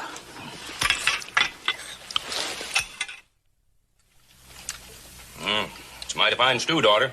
Now, you reckon you could spare me a little dab more? Well, our sons ought to be showing up soon. Wouldn't you say, Mr. Cartwright? They ride steady all day, they will. Rube ain't one to tarry when he thinks Posse might be chasing him. No. Don't you worry none, daughter. Homer ain't gonna get hurt none.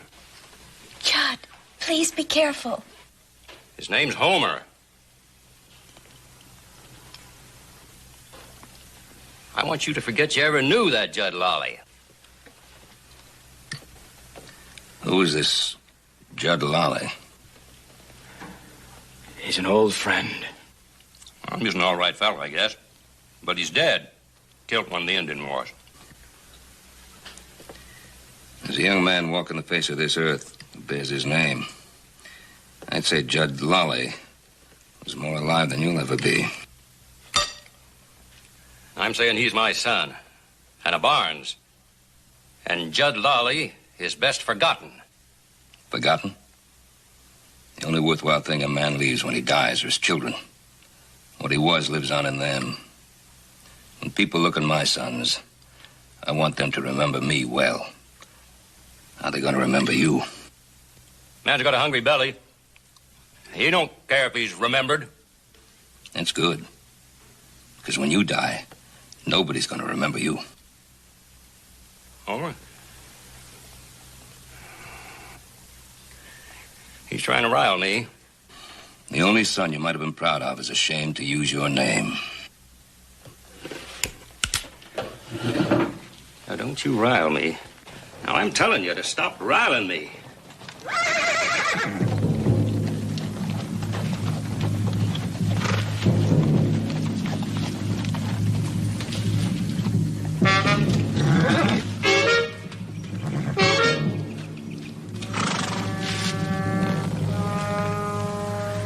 Whose horse is that? What's the matter with you, Judd? You've been taking care of that horse for 6 months. That's my father's horse.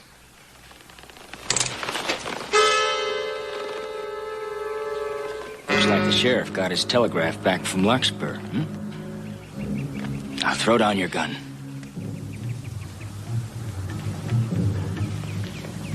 I said throw your gun down. Oh, boy, have I been stupid.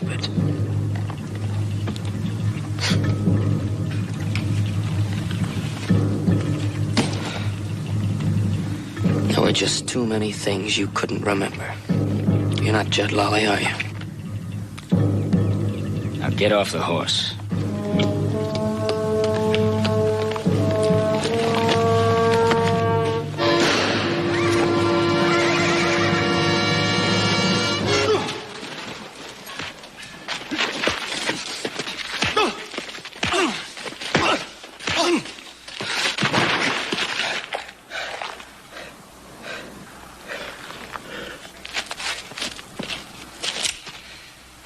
right, get up.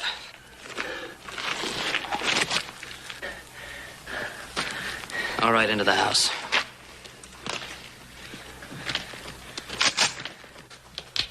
Drop that gun, boy. Oh, your pa's dead. Do as he says, little Joe. He means it. I should have known, Pa. Should have known he wasn't Judd. You couldn't know. They're identical twins. Even Amelia didn't know.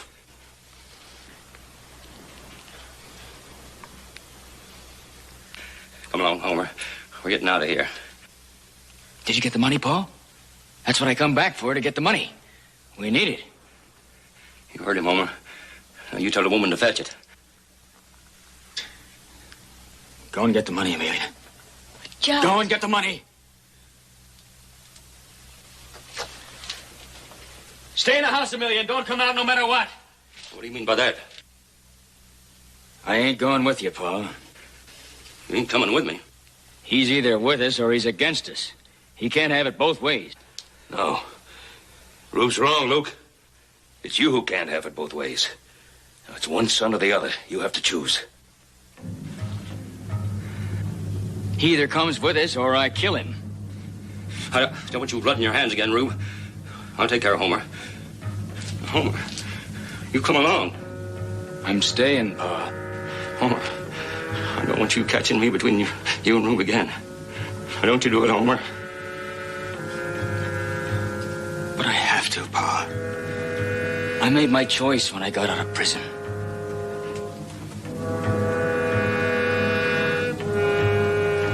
So you just might as well use that gun, Rube. I'm warning you.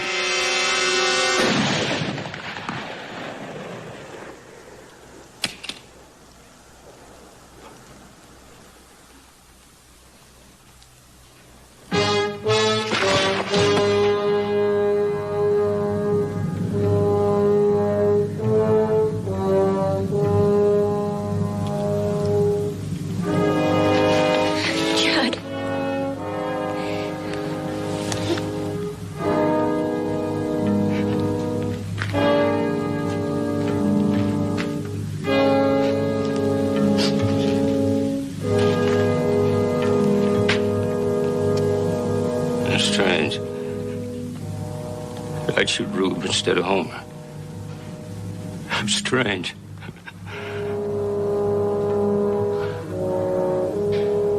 Why would I go and do a fool thing like that?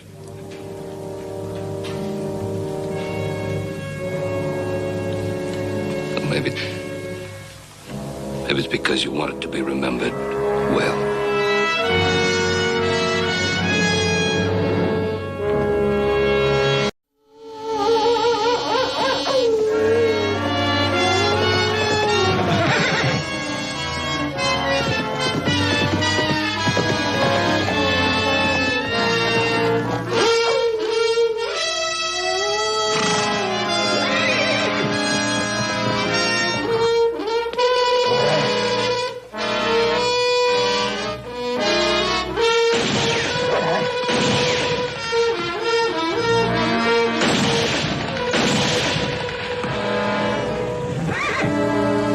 Went through that ravine. Let's call it off. What do you mean, call it off? Now we got a chance to get him? He's in the next county by now. Let's get on home. Come on, how many more calves you want to lose to that wolf? You sure don't give up easy, do you? Come on, let's go.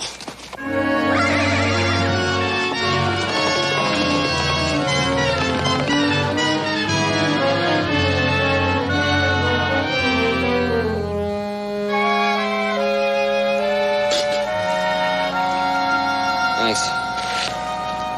If we rest here for a while, we'll head back. Whether you like it or not, we're not going to get home till tomorrow morning as it is. I sure wish I could have got him in my sights just once. You know, he doesn't sound too far off. Well, where are you going? Just gonna have a look-see. Take it easy.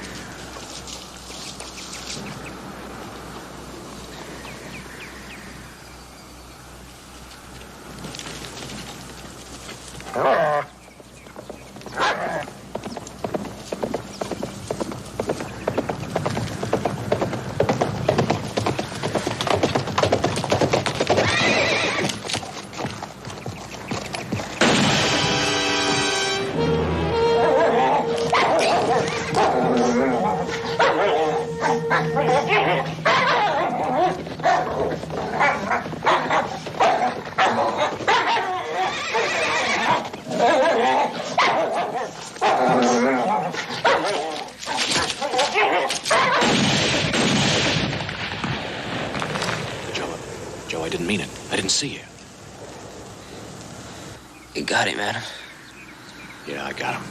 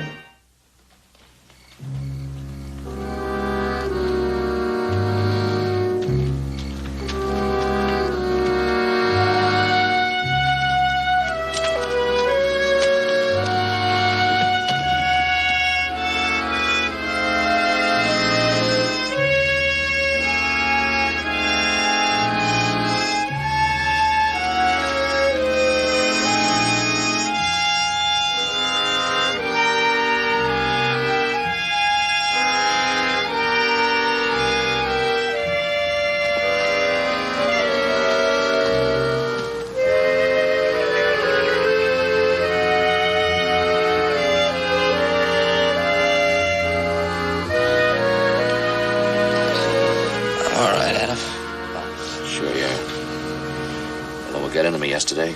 Saw that wolf and just let go. Never stopped to think if you were around anywhere. Now we're gonna get you to Doc Hickman.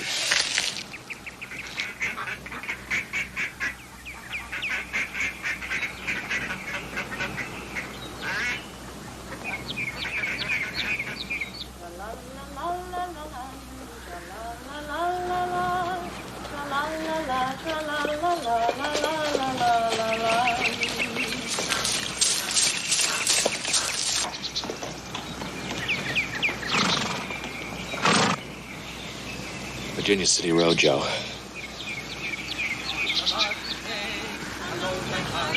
And there's a rig coming.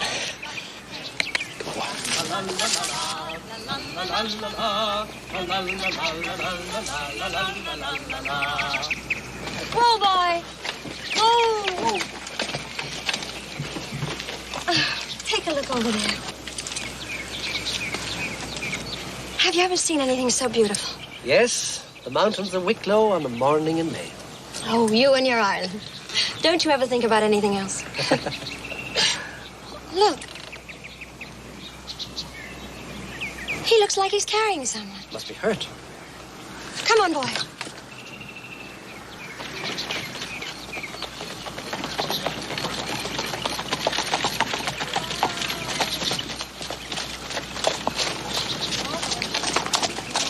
Good afternoon. I need help. My brother's been hurt. Certainly, certainly. Help me with it. Take him please. down here to me. Watch that left shoulder. Easy now. Easy. That's it. Tie my horse in the back, will you? Put him in the back. I wonder if you could get us to the Ponderosa. By all means. What happened? I had an accident. What kind of an accident? Got a bullet in it.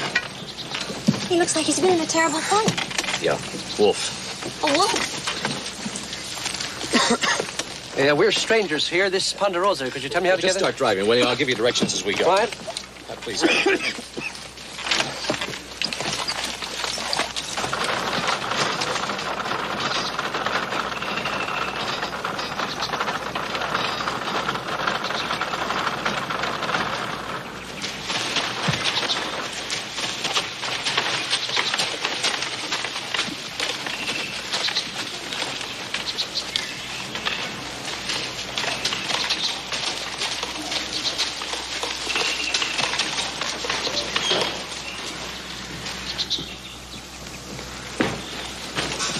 Hey, where you been? What happened to him? He's hurt. What happened? Well, I shot him. I'll explain it to you later. Mr. Reardon and his daughter helped us along the road. Let's get him in the house. Shot him? Oh, Mark. Where's Pa? Don't be there. He's in Placerville. He left this morning.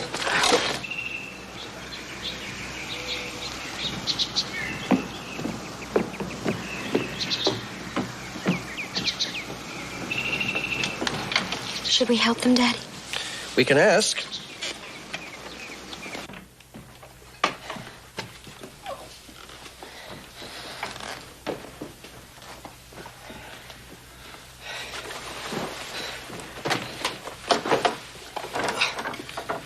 Trying to get that bullet out, but it's lodged under the bone. When did this happen, Madam? Late yesterday afternoon at Montpelier Gorge. You brought him all the way in from Montpelier like this? Yeah. Mr. Cartwright, we were wondering if we could be of any help. Yes, perhaps you can. We've got to get this bullet out, so Miss Reardon, you might boil some water, please. Well, let's go into town and get Doc Hickman. Tell him that apart from being clawed by that wolf, that bullet's in deep. Way down deep. Get him here fast. I sure will, Adam. I'm gonna have to get that bullet out with something. So watch him, will you? Certainly.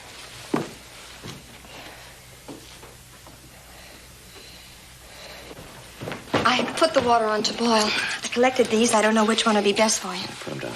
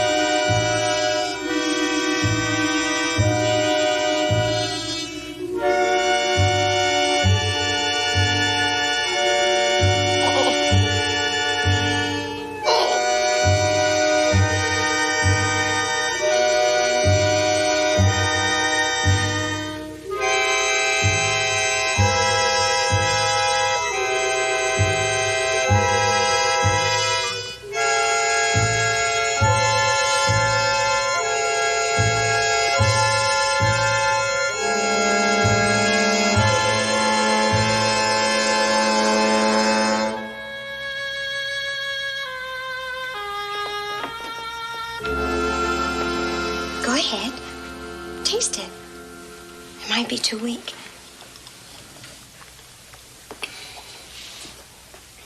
It's very good. Hop Sing couldn't have done better. Who's Hop Sing? He's our cook. He's been out on the range with the hands for the last 3 days. Now go ahead and drink it. It'll make you feel a lot better. And I made some sandwiches. I'll go get them.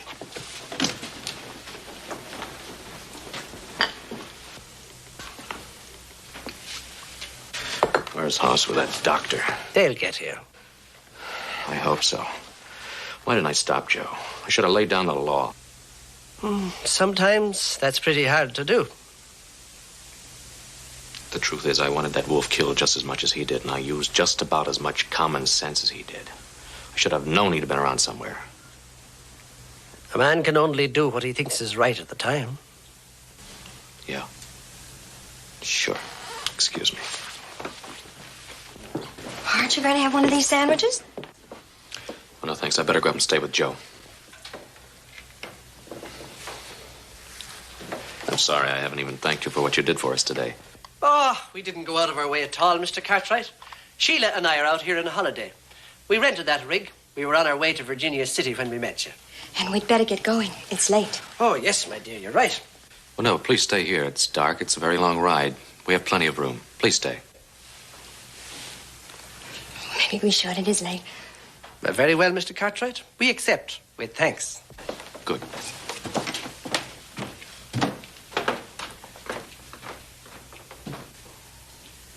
He's taking it hard, isn't he?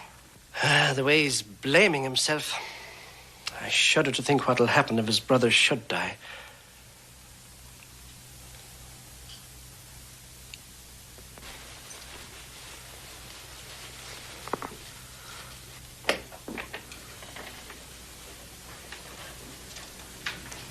Mr. Cartwright, I brought you some coffee. I thought you might like some. Thanks. Sit down.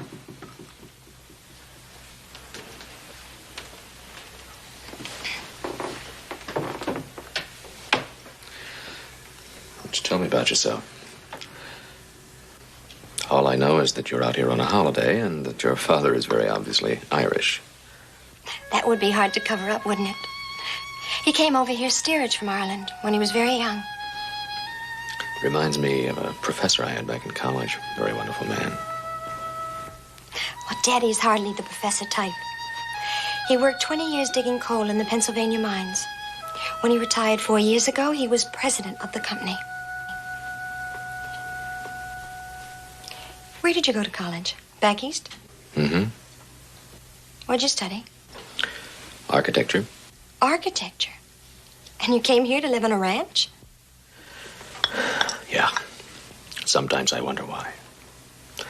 What brings you out here? Oh, I read a lot about it. Heard a lot. The periodicals are very enthusiastic about the West. Oh, yes, the giant mountains, vast deserts, dazzling sunsets. A matchless paradise under the canopy of stars. I believe that's the way the phrases go, isn't it?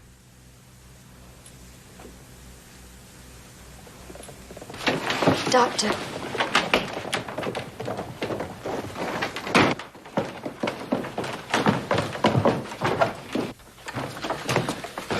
The doctor didn't come? No, but he'll be here. Where's the doctor? Adam, he hadn't been in his office since early this morning. Well, where is he? Did you see him? No, but I left a message for him at the Fleming Ranch. Miss Fleming's going to have a baby. He'll get the message, Adam, and he'll be here. Don't worry. I telegraphed Paul what happened to little Joe. Maybe you should send for another doctor. There isn't another doctor.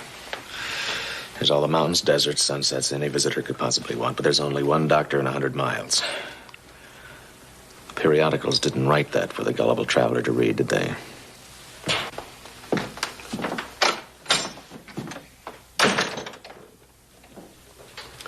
How's little Joe? He'll be all right. You'd better eat something. I'll fix you some coffee. Thank you, ma'am. Let me go up and see about little Joe first.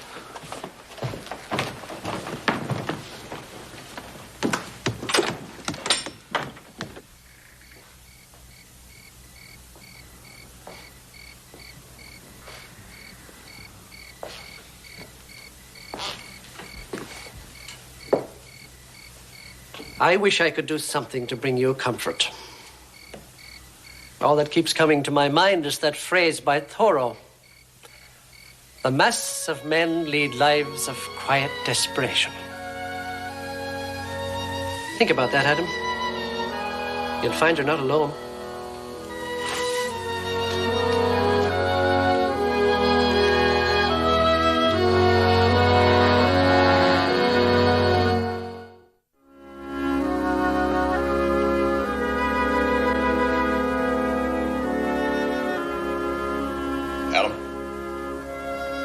Who's with Joe? Young lady. Thought you told me you were going to try to get some sleep after I relieved you. Well, I tried, but I couldn't. I was just reading something by Mr. Thoreau. The mass of men lead lives of quiet desperation. What one trusts to be truths turn into compromises. And what is called resignation is confirmed desperation. Yeah. Pretty sour pill to have to take, ain't it? But I guess it's the truth. I reckon that's why me and books just always were in a different world. Yeah, books are another world to me now, too. I know they are, Adam.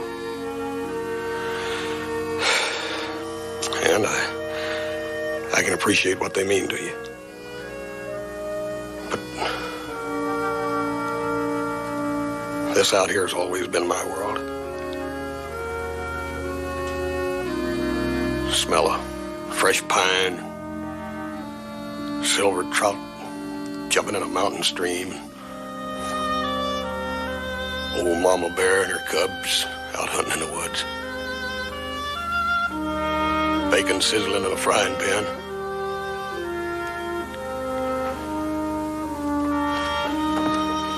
Adam, little Joe's gonna be all right. Don't you worry. You ain't got nothing to blame yourself for.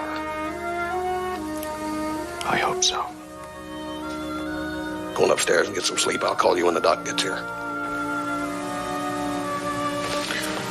All right. Whoa. Finally. Dr. Hickman. Morning, Adam.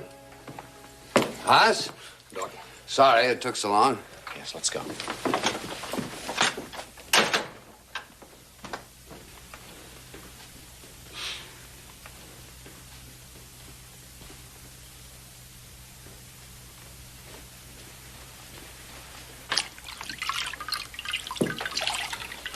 The message I got said he was also bitten by a wolf. That's right. Did you clean the wound out as soon as you could? As best I could on the trail. Any sign of rabies in that wolf? No. Oh. Easy now. Easy does it. Easy does it. Well, you get the bullet out all right. Those wolf fangs didn't help any. I know all that. How is he? Well, guess I'm out. I ask you how he was. He's a pretty sick boy. It's unfortunate I wasn't in town. Unfortunate. Horace, you'll have to go into Virginia City to get this medicine. Yes, sir, Doc. I'll ride fast. Keep cold compresses on him. When that medicine gets here, just follow the instructions. I'll try and get back tonight. Tonight? You mean you're not staying? You're walking out? You're going to leave me here all day? Mrs. Fleming is going to have a baby in a few hours. I don't know when. And it's going to be a breech birth. Now, you know what that means. Well, tell me, just how sick is my brother? All right, I'll tell you, Adam. He's pretty bad off, real bad off. I'm counting on his constitution and that medicine to save him. Maybe a little help from God. And there's nothing you can do? Nothing at the moment. But I'll tell you this.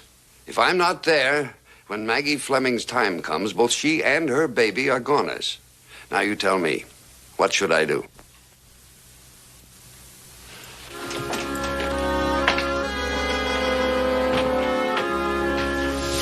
Please, Adam. Try not to be upset. Don't be ridiculous. I'm not upset. After all, we still have those lovely sunsets.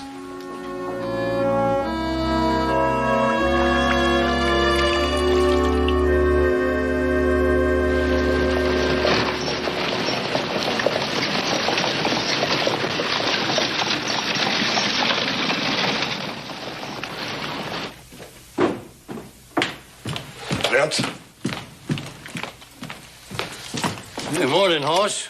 Morning, Vince. Vince, I got a prescription here from the doc. He wants it filled in a hurry. I don't know. I don't know.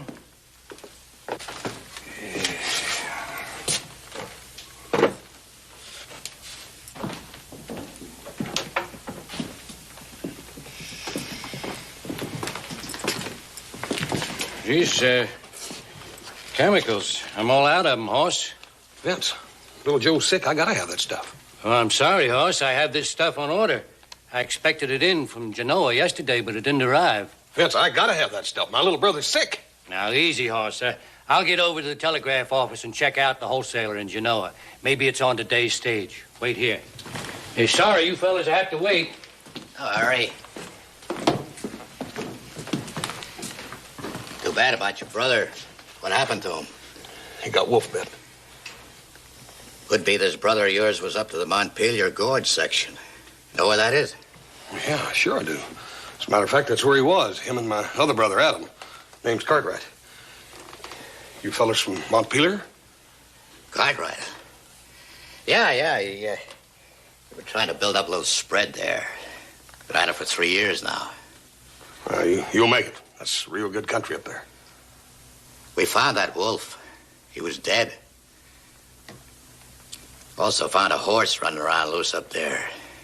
He has the same brand we spotted on your critter when you rode in. Come here. Know that pedo over there?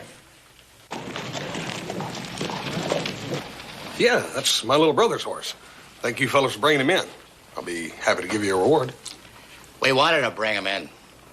We had to find out who panicked a herd of wild horses we just rounded up. Busted through our fences, scattered through our land, stampeded our cattle. Yeah, I reckon that would have happened when Adam fired at that wolf. I'm sorry. It was an accident. Seems reckless and inconsiderate to us. Yeah, I reckon you haven't got a grievance with that. How much you figure it'll cost to fix it up? Well, since it was a Cartwright done the damage, $1,000. That's quite a bit. You better talk to my brother Adam out at the Ponderosa. He'll know how much damage he done. What's that medicine still in Genoa? Where in Genoa? Simon Watson's, the wholesalers? Give me that. Hey, look, horse, that's a long ride. It's 21 miles to Genoa and 21 miles back. I got no choice, Vince. Mister, you're going out to Ponderosa. Do me a favor. Will you give this message to my brother Adam? Tell him that I had to go to Genoa to get the medicine for little Joe, and tell him I'll ride fast.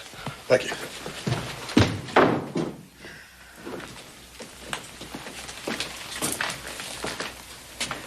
Guess we'll just deliver that message.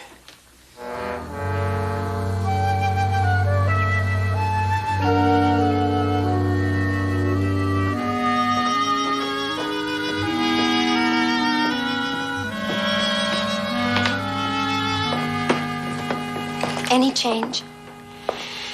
None. The fever's still very high. How's Adam? Oh, upset, worried sick, blaming himself for what happened. But it wasn't his fault. It was an accident. Some men are willing to shoulder responsibility when others would shrug it off. Adam's a sensitive man. He feels a deep personal guilt for what happened to his brother. I know. I've seen the pain and agony on his face. Why does he stay here? Why? Sure, it's his home. I know. But I have the feeling that maybe because he is sensitive, that he should be somewhere else. Back east, maybe.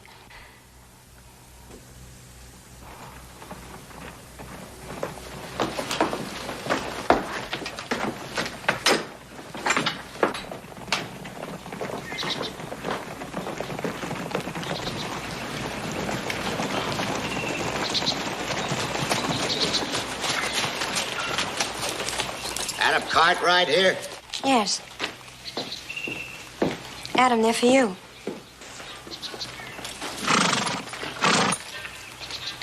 Where'd you find the pinto? You Adam Cartwright? That's right. My name's Dowd.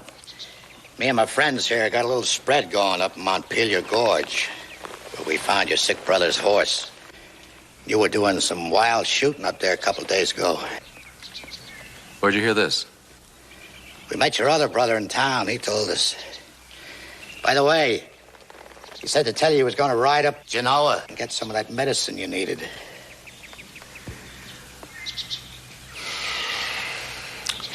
Thank you for the message. Well, what can I do for you? You can pay me for some damage you done. That shooting of yours panicked some wild horses we had penned up. Ruined our land and stampeded some valuable cattle. How much? $3,000. $3,000 for what? Do I have to itemize? For $3,000 you do. How many cattle did you lose? 150 head. They're scattered all over the district. You want to round them up? Well, now, 150 head of cattle at $4 a head. It's only $600. $15 a head. Where? Chicago? Kansas City? I say they're worth $15 a head to us. Now, that's more than $2,000 right there. And the buildings that got trampled, say, $500-600. I think $3,000 is real conservative, Cartwright. Well, I think you're about $2,400 over. That's all right for you to say. You're a rich man. But all we've got to show is 3 years of wasted effort trying to build up a spread that you destroyed. Well, I'm sorry. But it'll have to wait. Wait for what? Until I can get over to your place and take a look at the damage for myself. Ain't gonna be no waiting, Cartwright. We want that $3,000 right now. Well, I'm afraid that's the way it's gonna have to be. And I'll give you about 10 seconds to get off my place.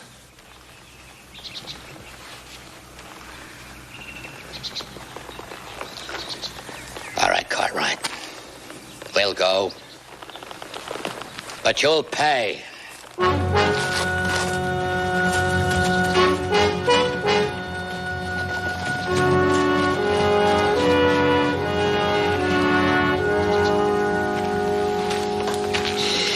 Oh, Adam, you mustn't let those men upset you.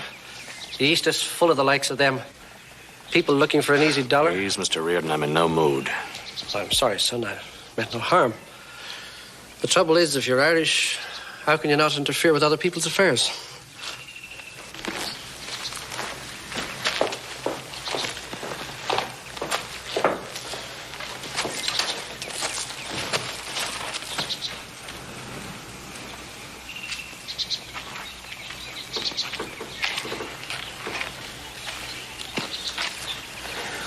I'm sorry about your father.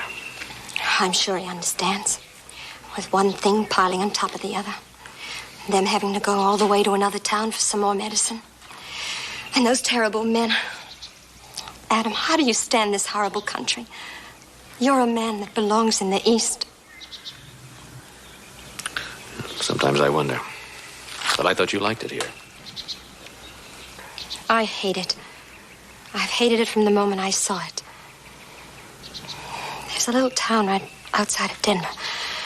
Our coach pulled up there one night. You know what we saw? A man hanging from a tree. His tongue hanging out. He had stolen 4 head of cattle. That's what they said to us. Why did you come? Because of my father. Oh, I see. He wanted to come out here. No, I insisted that he come out here. Well, then I don't understand.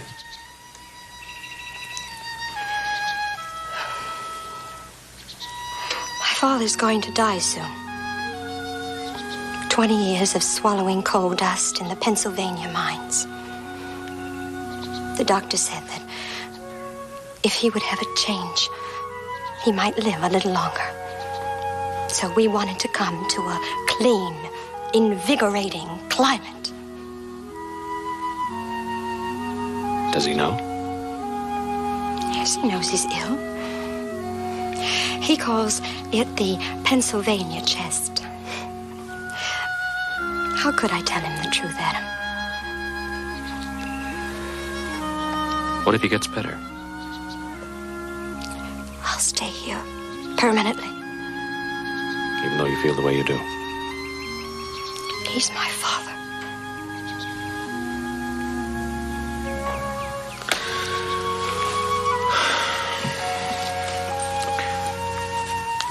We never know about people, do we? We have a lot in common, don't we? Yeah.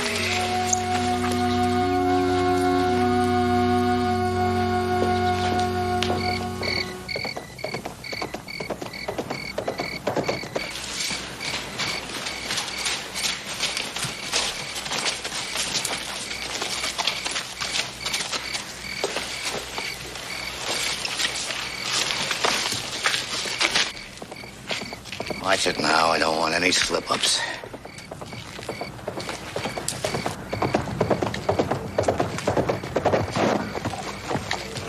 Get off your horse. What's this all about? Get his gun.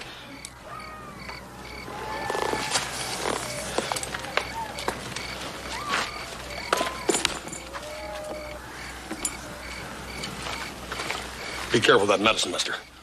My little brother needs that bad. Sure he does, horse. Sure he does. We need our damage money bad. You tell your brother Adam that. Mister, a man's life depends on that. You give it to me. You can have it for $3,000. You give me that medicine. You stupid. What'd you hit him for? Now we gotta wait that much longer. Oh, I didn't hit him very hard. Well, anyway, now his brother's gonna find out the price of medicine has gone up in Nevada.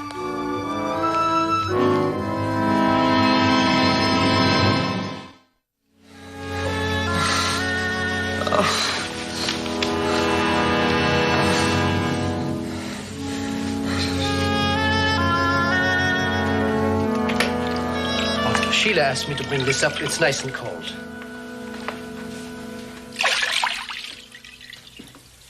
The fever hasn't gone down? It's higher.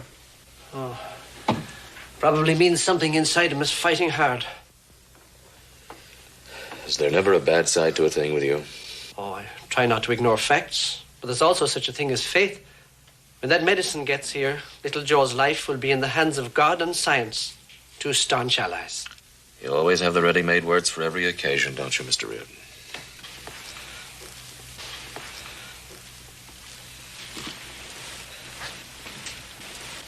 Has my father been upsetting you? I'm afraid I didn't need much stimulus. Adam. Adam. Adam, get him off me. Adam. Adam.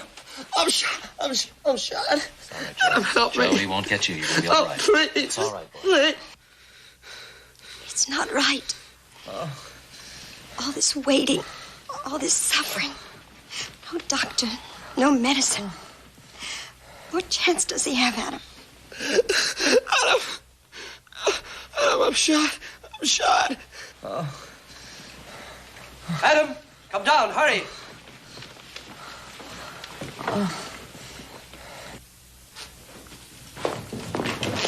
Someone rode to the barn. Couldn't see who it was.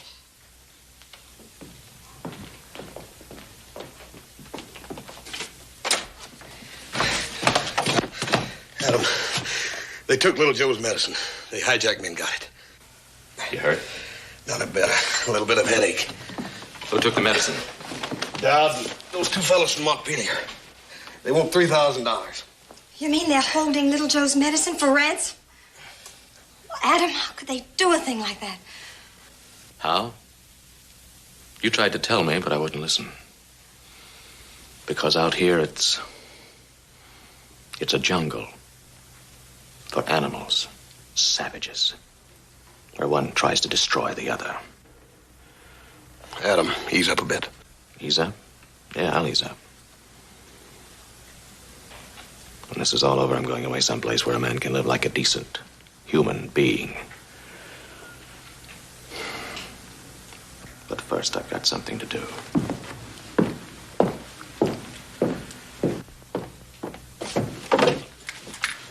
Come on, we're gonna find him.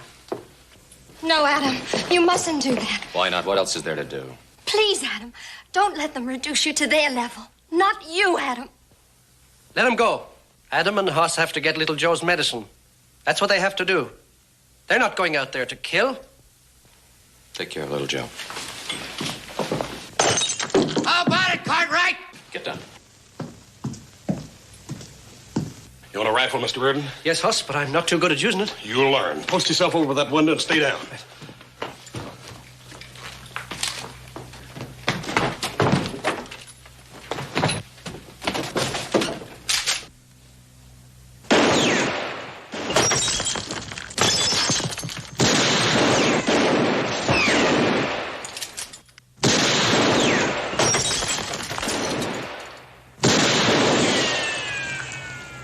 $3,000, Cartwright. We want it now. Get upstairs and take care of little Joe. Now get ready to run. No.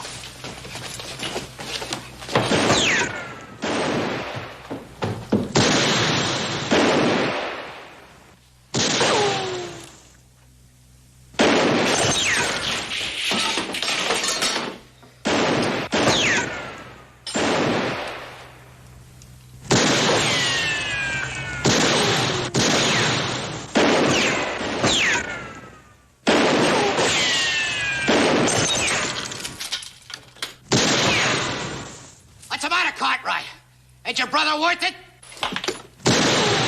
Adam! Adam! They mean to get that money. Well, there's nowhere near that amount in the house, but they'd never believe me. All right. We want that money now. You want to let your brother die? I'm going out the side door. Cover me.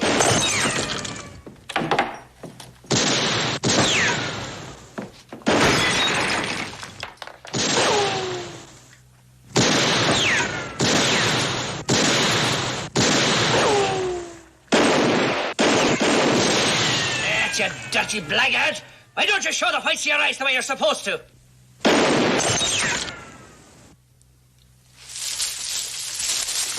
Looks like they ain't gonna buy it. We'll have to split up. I'll go round back. Get up on the porch roof. Through the bedroom window. Right.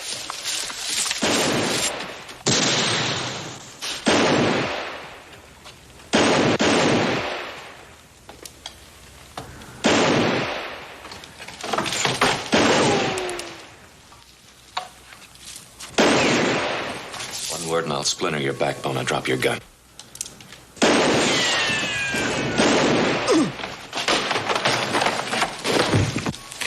Move fast.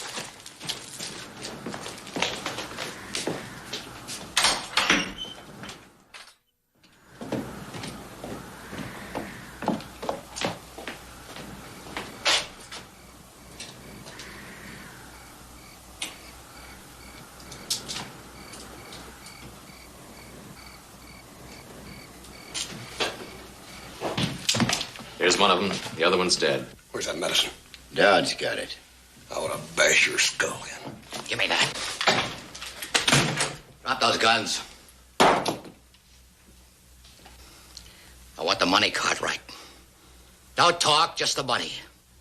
Get it up or you know what's going to happen to this fella.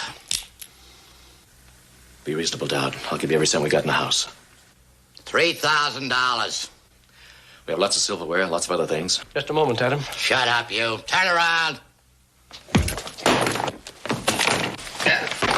Hold it. Where's the medicine? In my pocket. Mr. Reardon.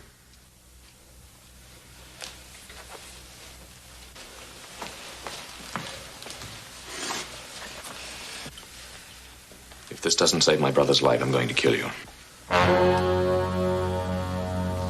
I'll just lock him up in the bunkhouse. Get going. Go on. Come on! Come on!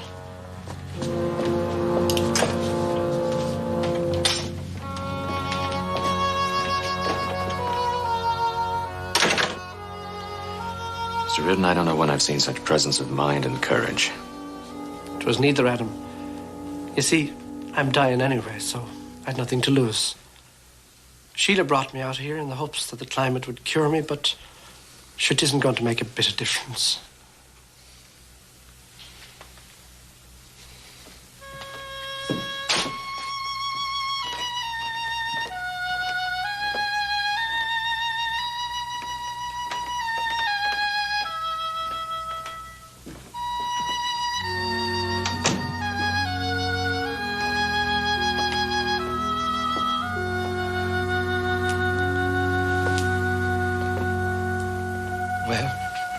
Now you know. You're not as smart as you thought you were.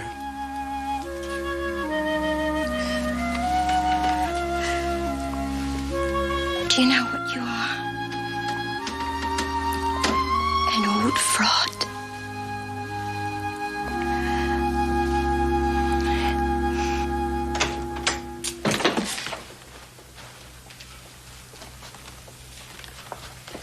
Go back.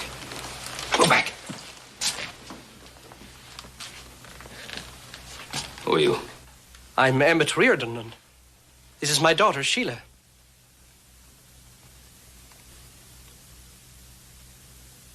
Joseph? Oh, you must be Ben Cartwright. Joseph! He's up here, Pa.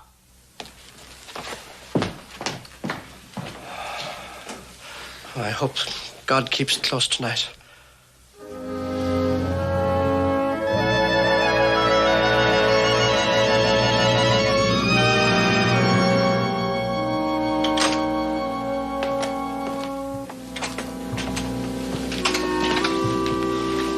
time is it? Almost 6. Why don't you go up to bed? I gotta go out and relieve Hoss guarding those men. I just sent Hoss to the sheriff's office with him. Alone? Well, they were tied up in the wagon. It's all right. He can handle it. Let me get you some coffee. Adam, it's little Joe. He's calling for you.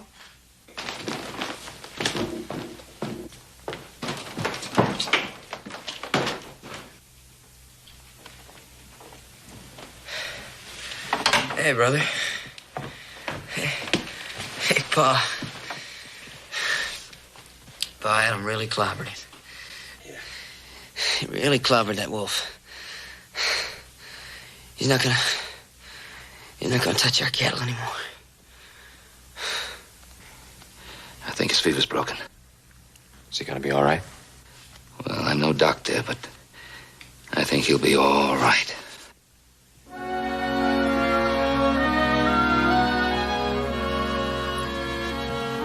I think we'd better go downstairs now.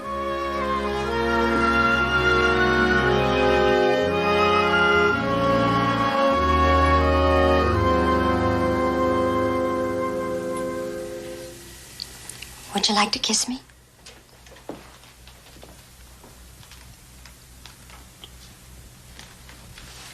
Thank you, kind sir.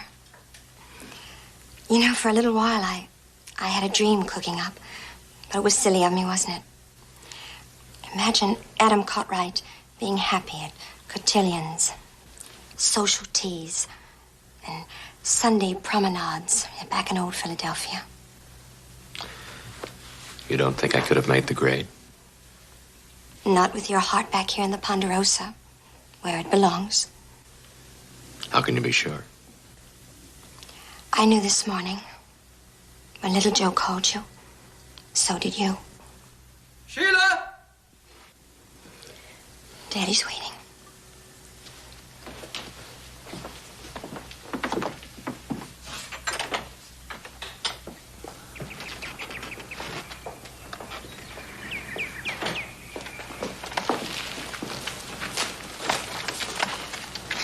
Goodbye, Mr. Cartwright. Bye, Sheila. We'll remember you and your father. And don't forget, Mr. Cartwright, if Adam ever comes east, make sure he drops in for a visit. I'll see to it. There you are, Chud.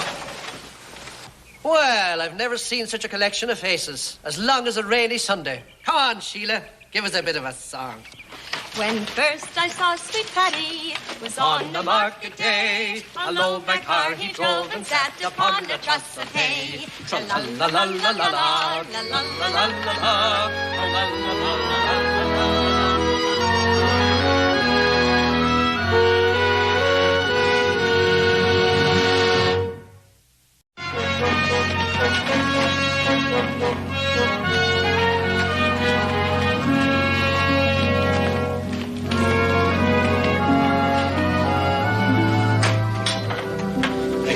Yeah? Telegram from little Joe. Oh, good. Just waiting to hear from him. Ordered gear and new seed. Everything fine. On way home. Stage arrives Virginia City 4 days if weather holds. Scenery very interesting. Scenery. Never figured little Joe to be interested in the scenery. Well, knowing your brother, I guess that would depend on the scenery. Yeah. Whatever it is, I hope he can handle it. Well, don't worry about your brother. Whatever it is, he'll handle it pretty well. That's for sure.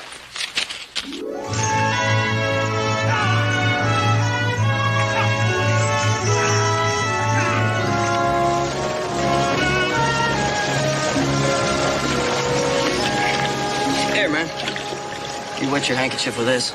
Make you feel better. Thank you.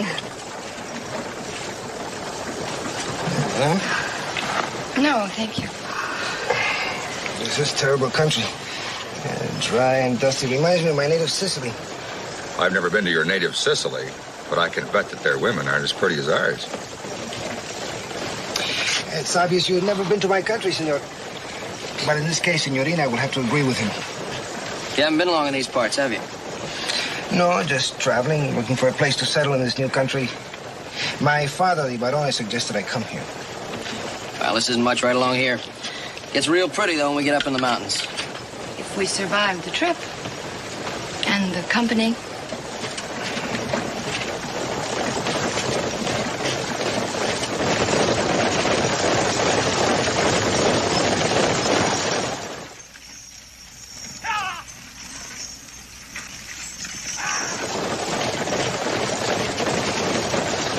Well, feels like eating time again.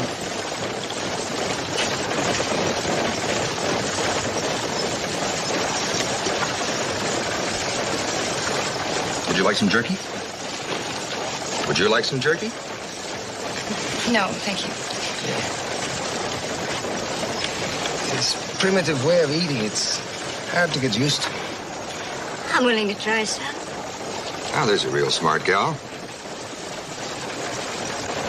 This primitive jerky you speak of has saved my life many times. What do you do for a living? I'm a fur trader. I've traded fur all through this country, the Blackfoot and the Shawnee. Been trading furs for 20 years. Fur trading. This is a business? Dude, it's a big business. I've got $5,000 in my pocket right now just for this one trip alone. This whole country is barbarous. I can't wait to get to San Francisco and civilization. Why do you want to get to this San Francisco, Mother? Get away from certain men.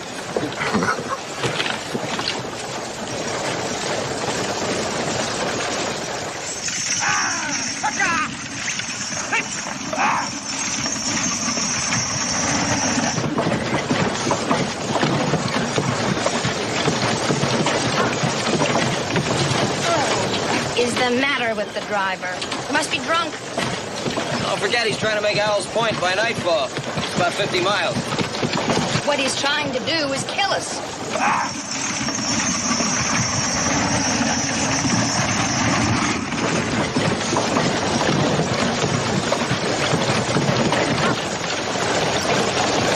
There is something wrong, boy. Maybe you're right.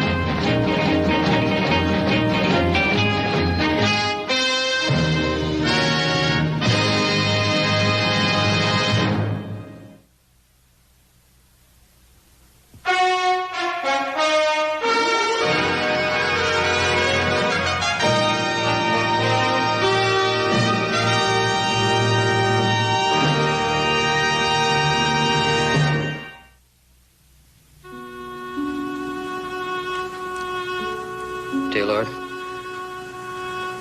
none of this was Stubby Barkley's fault.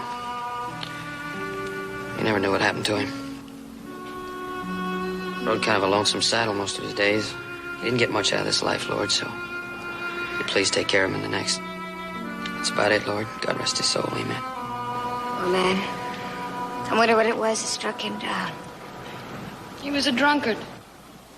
The stage line should have known it. It's their responsibility to protect their passengers. Stubby didn't know his heart was going to stop. Nevertheless, he could have killed us all. But he didn't.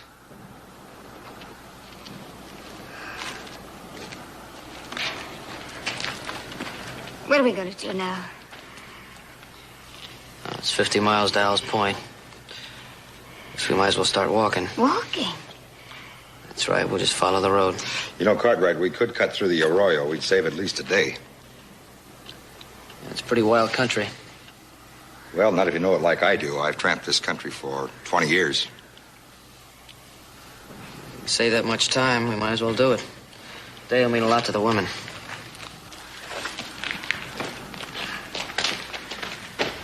You get your things together, we're gonna start walking.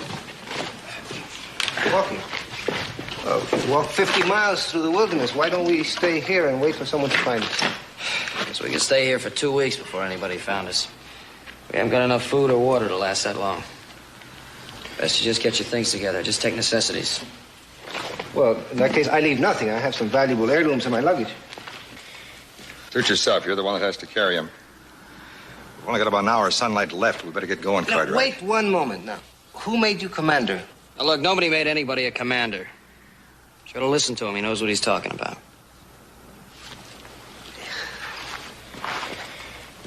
I'm not sure we're doing the right thing. Just get some of your things together.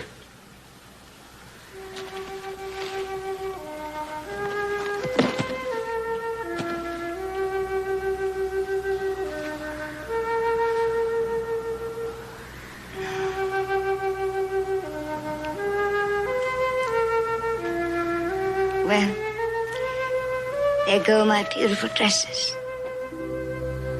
I'm sorry.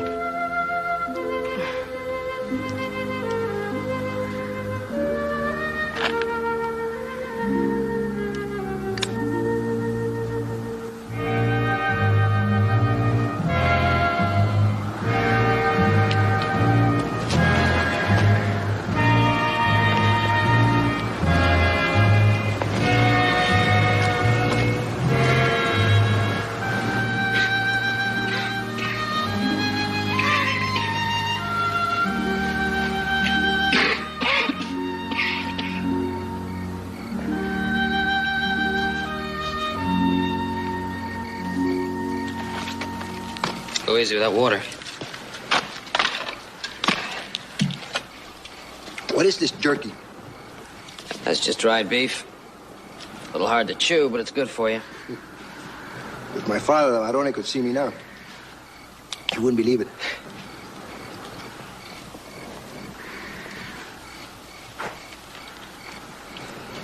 You got a knife, Cartwright? Yeah, I got one of my saddlebags. Here, let me give you a hand with that. Oh, thank you.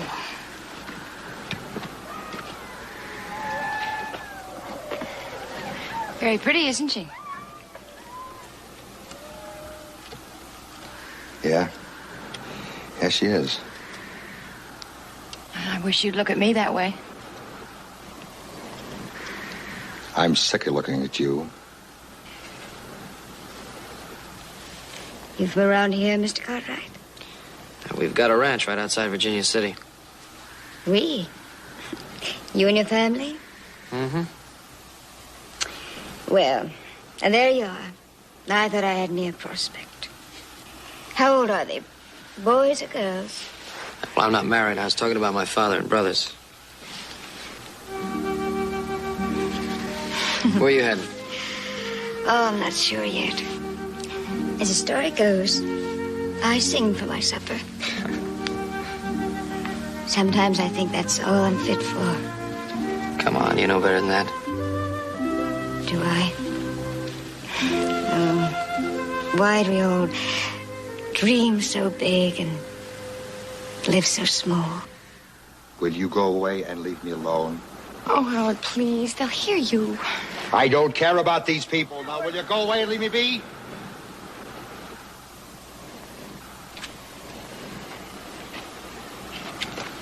Well, some of the people in this country are as unappetizing as this ridiculous food they eat. Now, you listen, Baron. No, I am not the Baron. My father is the Baron. Then you listen to me. In this country, we're careful what we say to people, or they wind up without a tongue in their head. Comprendo?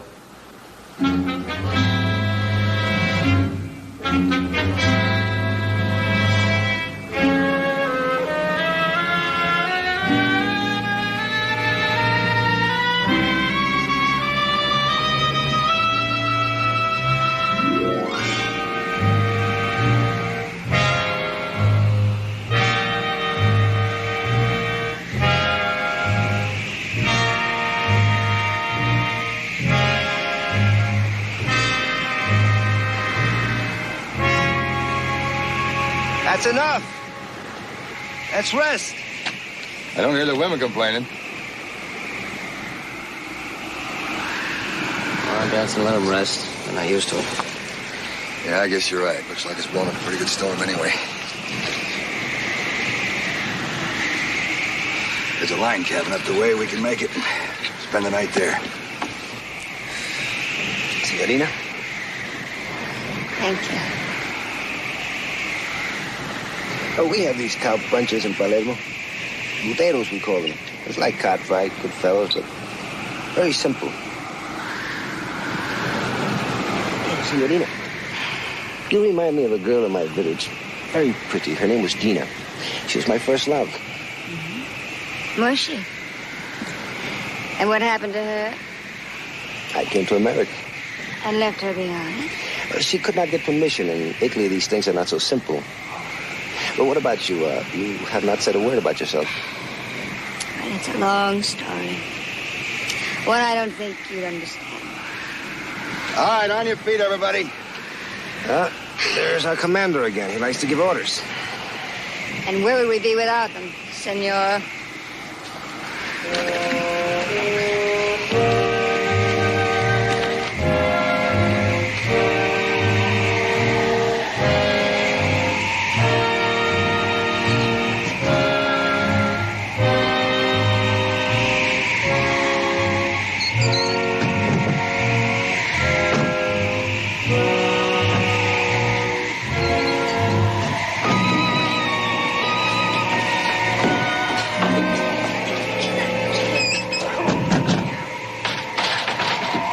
Yeah, this is all right. We can bed down here for the night. I'll go out and see if I can scare up some game. Don't try to get these windows sealed up. Okay, Henshaw, you get some wood and build a fire. Laura, you come with me and we'll look for water. Nora, you do the cooking.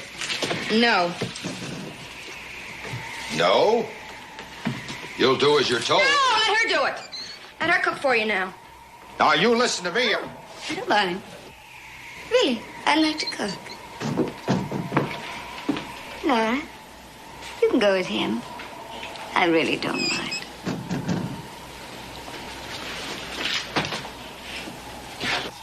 Say, Commander. Don't you have any orders for me?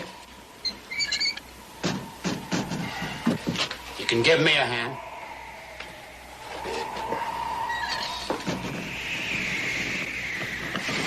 Mr. Cartwright? Oh, thank you, man. Rabbit's real good.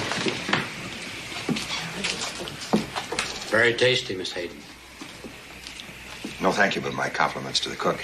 Well, it's hard to make things taste good without a bit of salt. You're all just hungry. Who'd think that a DeSoto would wind up here eating like a savage?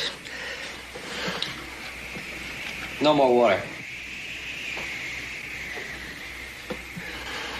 I am getting tired of you two commanders telling me what to do. I told you no more water. Now, there's 6 people here and there's 4 canteens. That means we're gonna ration the water.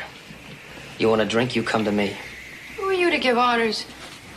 Oh, shut up, Nora. He's right. If this baron had a chance, he'd drink all the water. No, I told you I am not a baron. My father is the Baron de Soto. That's right, you told me. Tell me, what do they call a son of a baron? My older brother will inherit the title. You call me plain senor. What do you inherit, senor?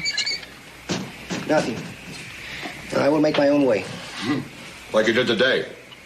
You wouldn't last 10 hours in this country alone. You know, you remind me of my father.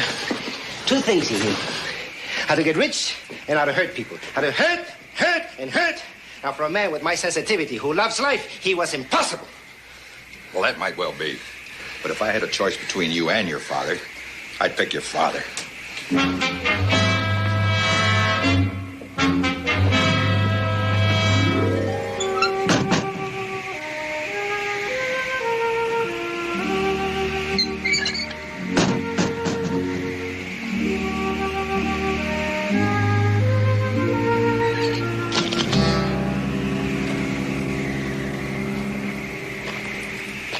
Nice night since the wind has died down. Mm-hmm. Why don't you leave him alone? Leave who alone? What? Oh, you've got enough troubles without your causing more. Well, I kind of forget my manners. I've been living with the Injuns and the fur traders for so long. You know, Laurie, what I really need He's a good woman to take me in hand. Yes, you do. But not me. Wait a minute, Lloyd. We understand each other. You're hurting my arm. Let me down, you big... Oh, Benson!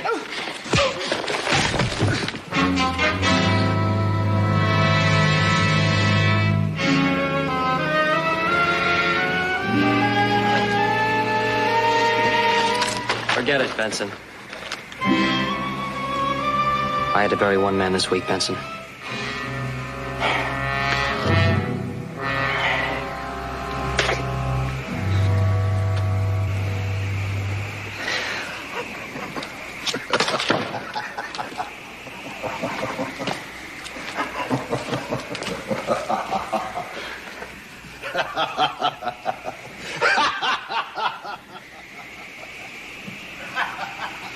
Thanks for coming to the aid of a lady in distress. If it bothers you again, you just let me know. I can always take care of the likes of a Howard Benson that you are worried about. I can take care of myself. Don't prove it around me, huh? Okay, Grandma.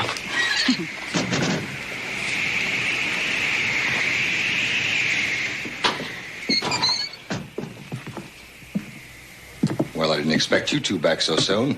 To learn anything about women, kid? You got a big mouth, Benson. Oh, we're just trying to give you the experience of all of my years of living. Wasn't I, Laurie? Living with what? Animals? Well, now, wait a minute. Living with animals is not so bad. They can teach you a lot of things. They can teach you that things aren't what they seem to be. Now, take Nora here. Nora looks like a mouse, doesn't she? She's not. She's nothing. I think you're horrible. No, I just see beneath people, that's all. Take that dude there, that Roberto. I bet you think beneath all that la-di-da, he's a real man, huh? Underneath, he's just like he looks. He's all talk. Few people ever fool me. What about Mr. Henshaw? Well, I'm a bartender, Miss Hayden. I'm on my way to San Francisco to take a job. No, you're not a bartender. I don't know what you are, but you're not a bartender. I'll say one thing for you, Benson. You got a lot of opinions. Yeah, I do. I've got a lot of opinions about a lot of things and a lot of people. Well, what about you, Benson? You got an opinion about you? Yeah, let me tell you about Howard Benson. He always knows what he's doing. He never lies. And he'll kill if he's ever interfered with.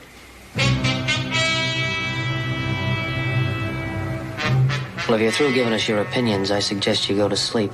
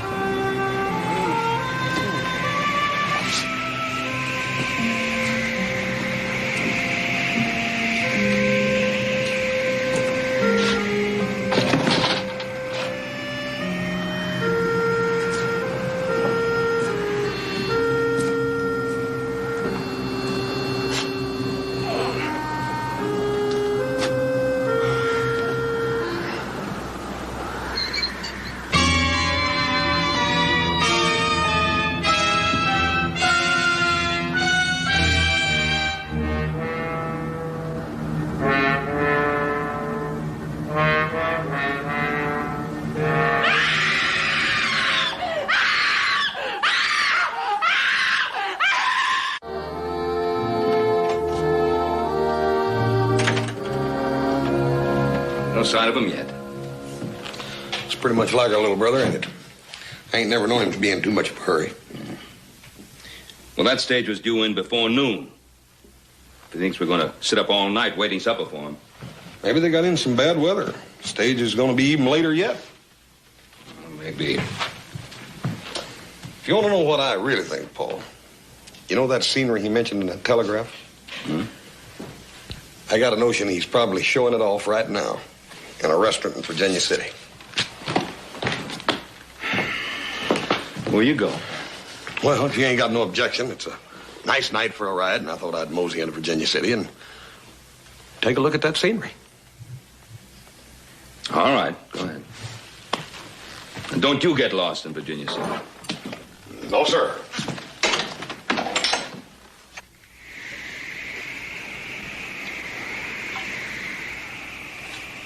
Feel better? A little.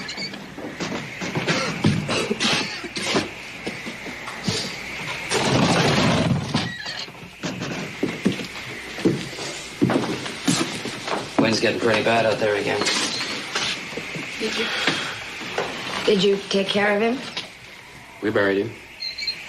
Did you find anything? Any sign of someone who might have done it? You mean someone besides us? What are you saying? Who do you think you're kidding? He's saying it had to be one of us. He gave no one any good reason to like him. Especially you. I remember last night he threatened to kill you. I remember last night he insulted you. That's not the reason he was killed, not because somebody wasn't friendly with him. Why, then? The money. The $5,000. I went through his things. It's not there. One of us has $5,000. Is this your knife? You know it's my knife. You know it's the knife that killed Benson. You also know I gave it to him the night before last. He had it with him till he died.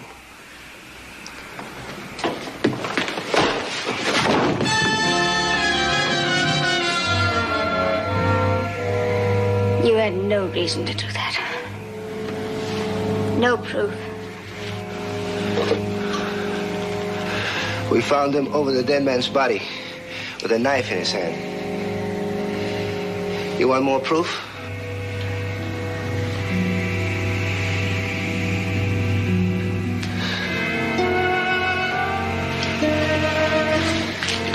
See if you can find something. We'll tie him up.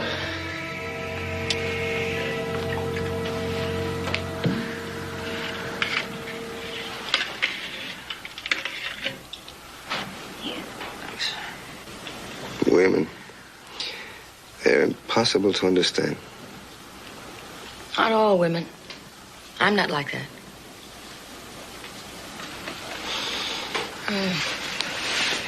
I want to thank you for helping me tonight. I like helping you. You do? Yes. You're not just saying that? No. Nora, I wasn't going to say anything. It's you I like. But I thought you liked Laurie. No. But she's so pretty. If you did something with your hair, with your eyes, you could. Look like her? Oh.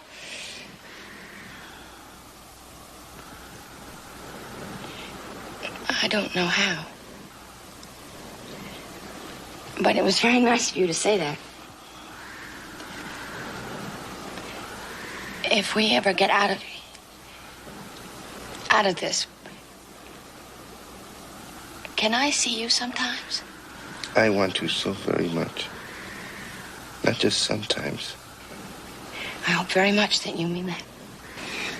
You know I mean it.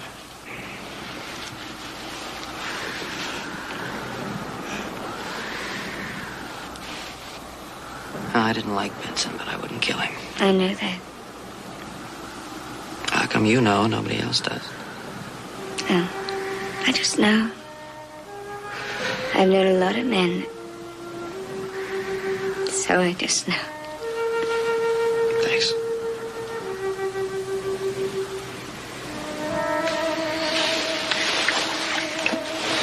I could help you escape. No. Why? Because one of those three people killed him. I have to find out which one it was. us. But what do you care? It's your life you're risking now. What are you proving? You get to Owl's Point, there'll be a warrant out for my arrest in 5 minutes. If I run now, they'll be sure it was me. And if you stay here, Roberto will kill you the very first chance he gets. I think he killed Benson and stole the money. What makes you say that? He's a remittance man. His family paid him to stay away from them. I know the type. Well, we still have to prove it was him. I'll help you. All I can. But if you stay out of it, I don't want anything to happen to you. I've never known anyone quite like you.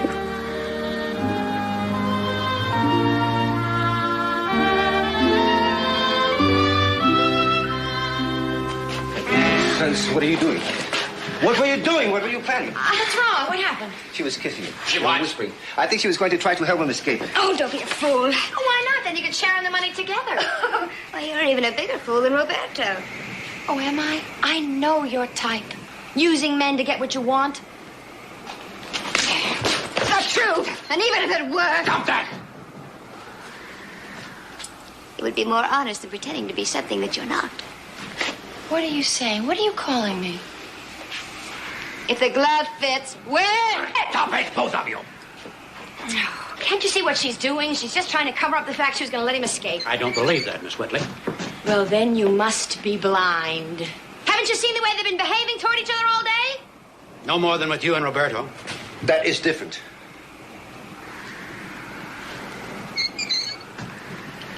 Are you going to let him escape?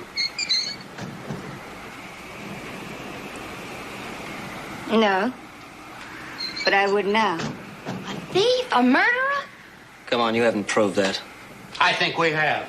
Oh, really, Mr. Henshaw? That's enough talk. You keep quiet. Let him talk. All right, we all know Benson was killed with my knife. Any one of you could have gotten it last night. All we have to do is figure out which one of you did it. We know which one it was. Now, enough of this nonsense. Oh, don't worry, Roberto. I don't think you did it.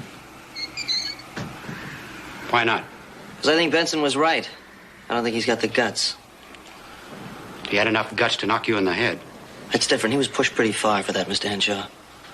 See, I think Roberto really thinks I did it. Well, as long as we're talking about who could have done it, she could have. No, I don't think Laurie did it. I don't think you did it either. I don't think any woman could have done it. But you know who's left now, don't you? Yeah, you, Henshaw. And you've proof?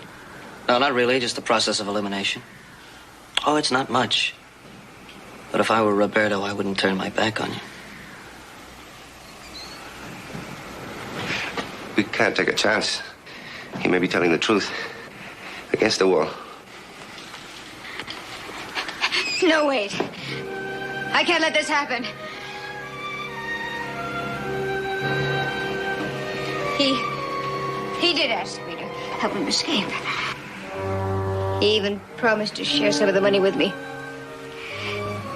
Even to marry me. What? Yes. The night Benson was killed, I heard a noise. Opened my eyes. And I saw him. You waited until now to say this? Don't you understand? I'd begun to care for him. I even offered to help him escape. But not when he accuses an innocent man.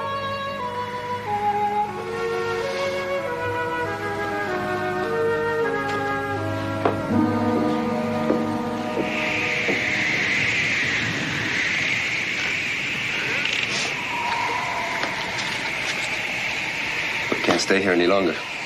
I agree.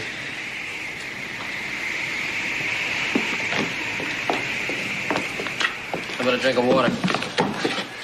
Now, I tell you when to drink. You're going to lead us out of here. It's a pretty rough country. I couldn't lead you anywhere trussed up like this. Yeah. You're thinking, Cartwright. Don't think. You try something, I don't wait for them. I shoot you down like a dog.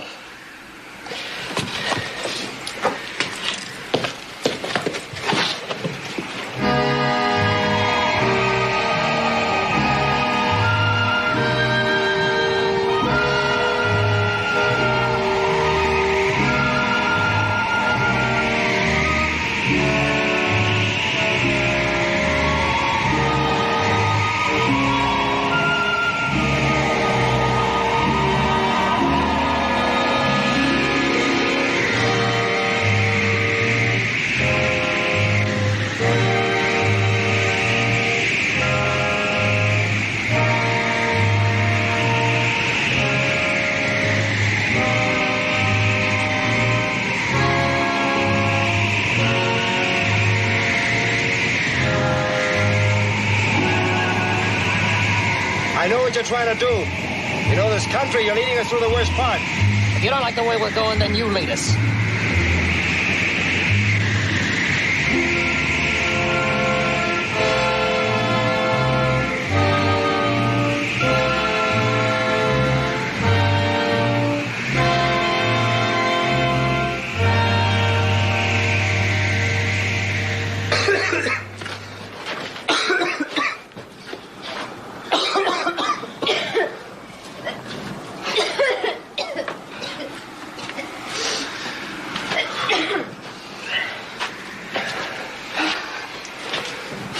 It's gonna get pretty cold in here as soon as it turns dark.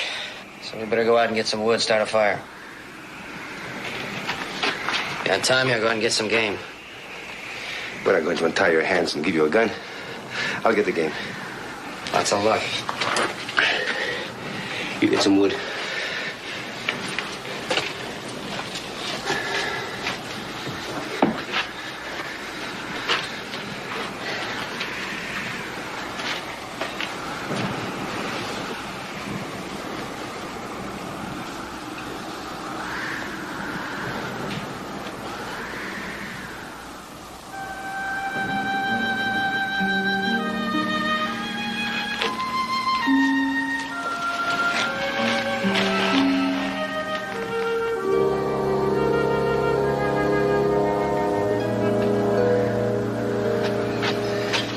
What's the matter, Baron? No luck? You're going to get us out of here tomorrow morning, or I'm going to kill you. No, you're not. Because I want to live, too, and he's our only chance of getting out of here. I was your only chance, gentlemen. I just led you so far into the wilderness you'd never find your way out, and this is where we're gonna stay until that killer confesses. You listen to me. No, you listen to me. I got nothing to lose, because I'm gonna die anyway. Now either that killer confesses or you're all gonna die.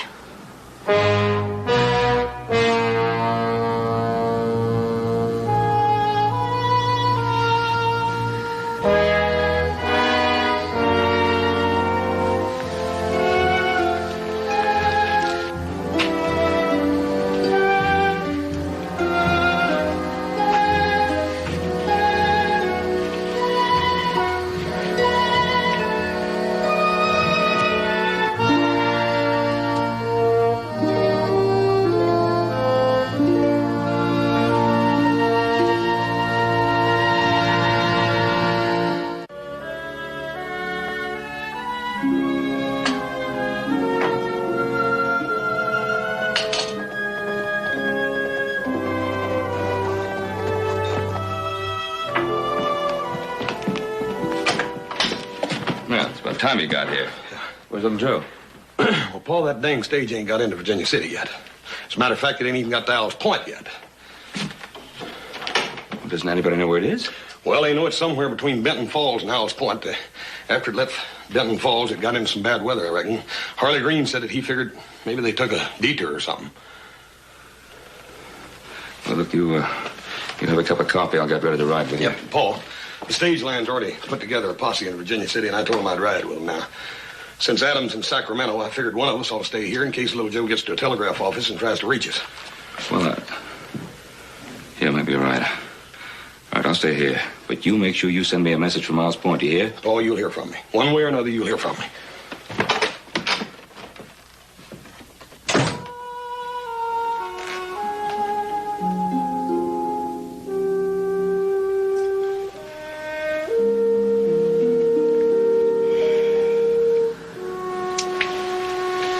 Isn't it time yet?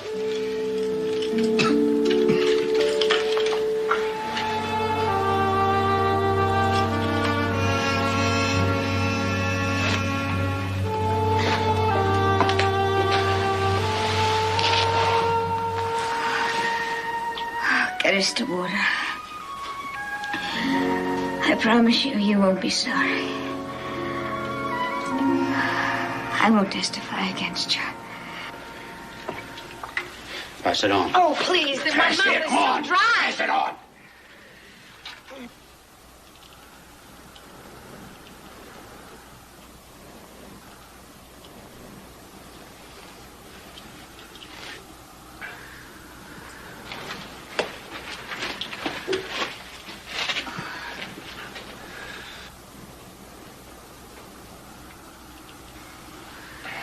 Not for him. Oh, the water! The water! The water!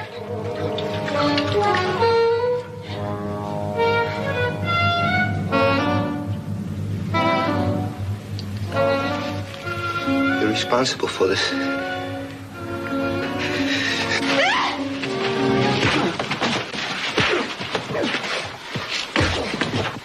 Stop him. Might make Cartwright break. It's him or us.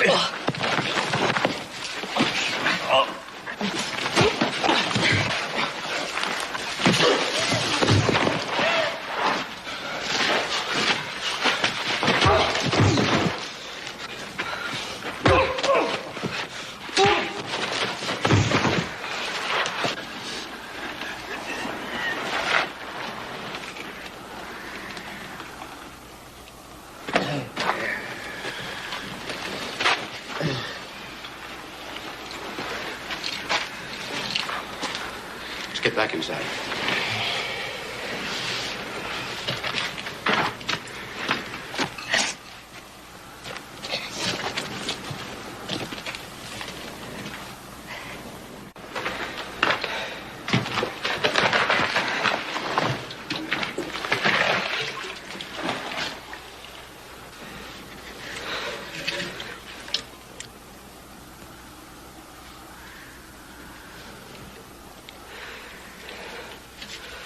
Thanks.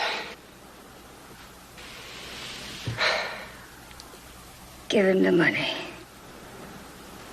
What? Give him the money. What do you mean? You know what I mean. Just do what I say. I don't know what you're saying, Miss Hayden. Miss Hayden. Stop lying for once, Father. Father. Yes. That's my father. He'll tell you. He's good at explaining things. Tell him how you killed Benson. Lori, I did not kill Benson. You didn't believe a word you said, did you, Papa? I believe in you. I don't care what anybody else says. I believe... Her father's trying to get away from the law. That's why I came west. No, stop lying. For once, stop lying. It won't do you any good anymore. Look, Lori, I am not lying. You're just like everybody else, aren't you? Once a man is outside of the law, don't you trust him? I was doing time. I got to know some men who were in on a good thing, so we decided we'd pull this one big job, get on our feet, then go on our way. Lori met me at the prison gate, and I told him to forget it, that I backed out. Well, they went ahead. They got caught, but they didn't forget it. They said I was in on it. I wasn't any ways near, but with my record, you don't stand around and argue.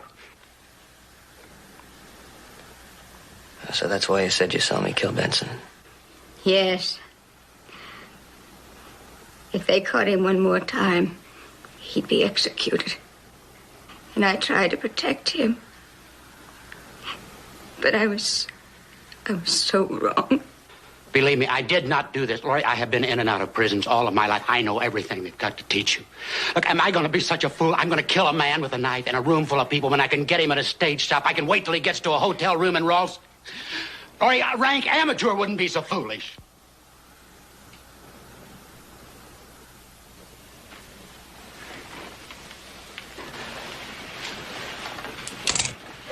Mr. Cartwright, throw me the canteen. That's the last of our water.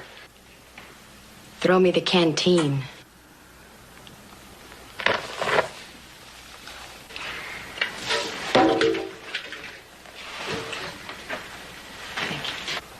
You're not gonna get a mile in this heat. We're not gonna die here.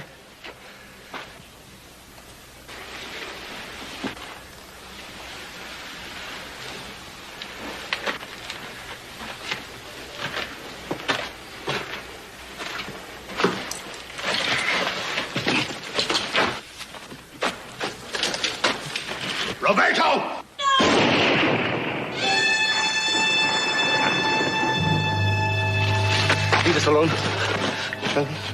Darling, you all right? Oh, okay. Yes, I'm all right. Oh, I love you. I love you. Oh.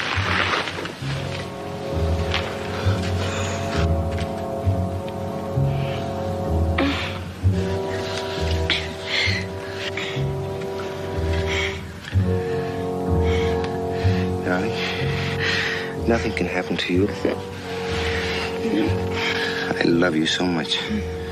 Oh, I love you. I've kept you a secret all this time. A secret? What secret? About Benson. You knew? Yes. You didn't tell him? No.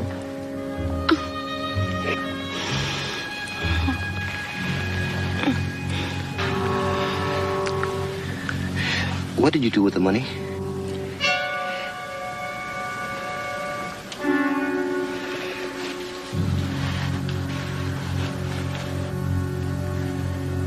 Is that why you were nice to me? Because you wanted the money? No. No, don't believe that. But if I die? I love you. Where is the money? If I died, it wouldn't matter to you. Darling, where is the money? Nora? It won't do me any good at all.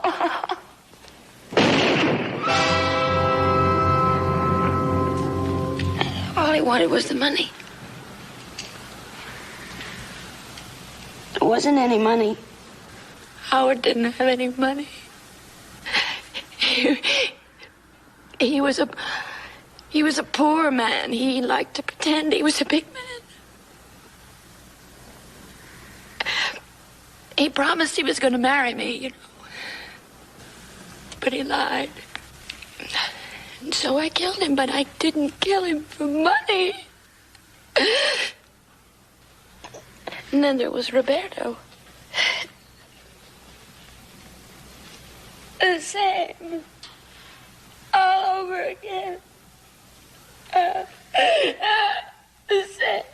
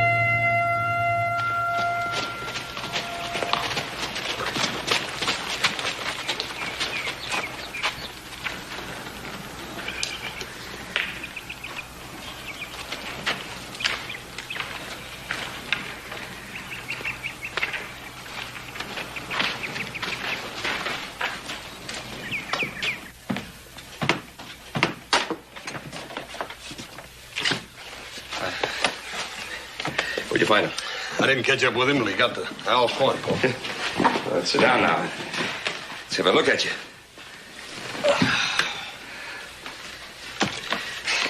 All right. I'm fine, Pa. Just a little hungry, I think. Hey, that's a change. Now he's hungry. Well, I'll go take care of the horses. Yeah. Well, I'll hop sing us up some food. Sounds good, Pa. Joseph. Yeah, Pa. Take your feet off the table. It's good to be home, Pa.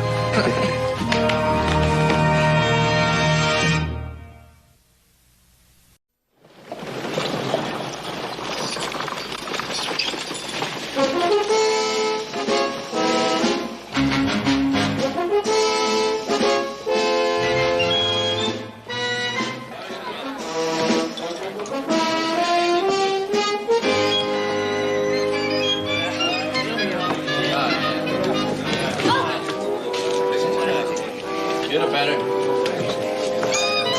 I'll stay. You're in, huh? All right. You're still high. I'll bet you. Are you in? He's out. All right. You're still high. Just get open.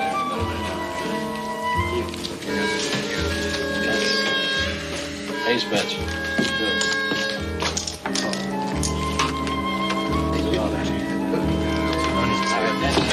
Hey, get your dirty hands off my car, man.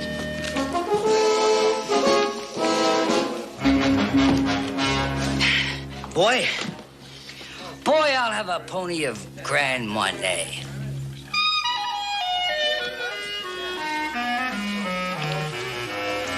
I thought maybe you was standing on your knees. We don't serve no kids in here. And besides, I never heard of whatever it was you ordered. Draw.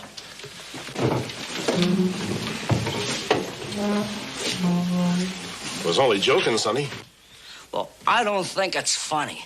And don't call me Sonny, you big ox. Now, come on.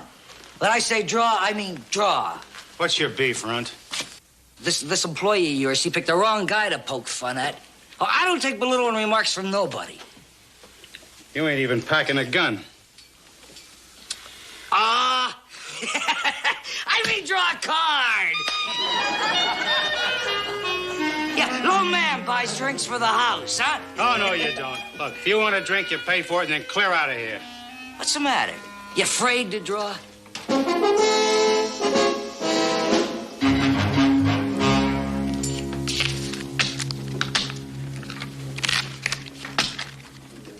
Cut him.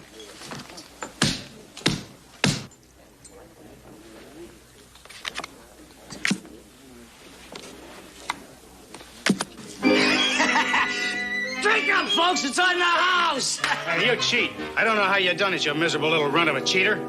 I'll take you into court for that libelous remark. You'll have to pick yourself up out of the gutter first. All right, son.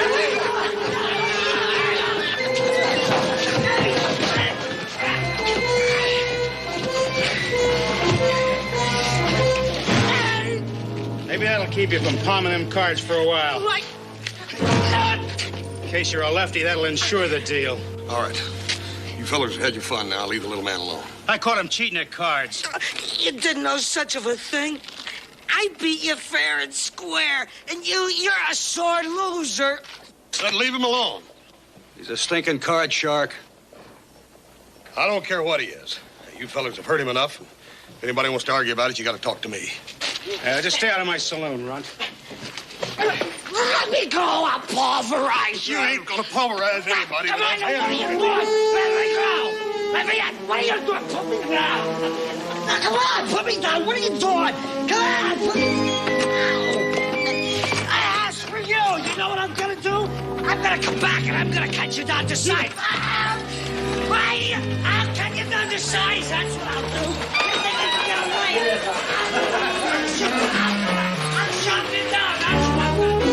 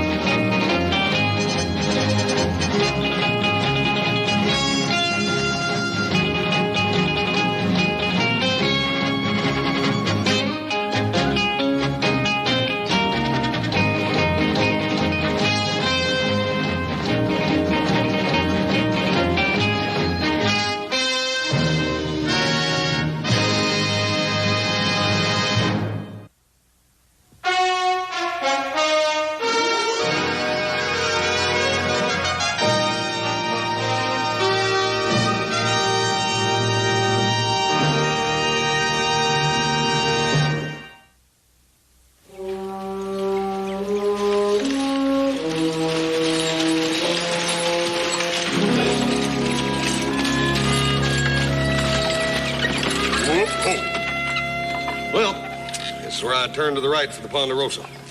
That trail right out there leads into the main road to Carson City. Yeah. Still think you ought to take me up on that offer and ride on out to Ponderosa with me and soak them hands in some hot water and liniment. Sure take a lot of the soreness out. Look, I don't take no favors from nobody. Just toss me my suitcase, huh? Hey, if there's one thing I can't stand, it's somebody feeling sorry for me. Look, ain't nobody feeling sorry for you, little buddy. It's just that, well, I figure you're gonna need a little help. You ain't gonna make it. What are you trying to do? Be a big hero, huh? Big man saves little runt from mob. Boy, I know your kind. I've dealt with them all my life. Don't call me buddy. Look, I don't take that kind of talk from nobody, mister. Now, come on, I'll go a couple rounds with you right here and now if you want. Come on. To shape them hands in, you'd have a rough time putting a dent in a bowl of mashed potatoes. Oh! Don't laugh at me. I'm tired of being laughed at. Little buddy, there ain't nobody laughing at you. And there ain't nobody feeling sorry for you neither. It's just that I understand your problem, that's all. But you remember this.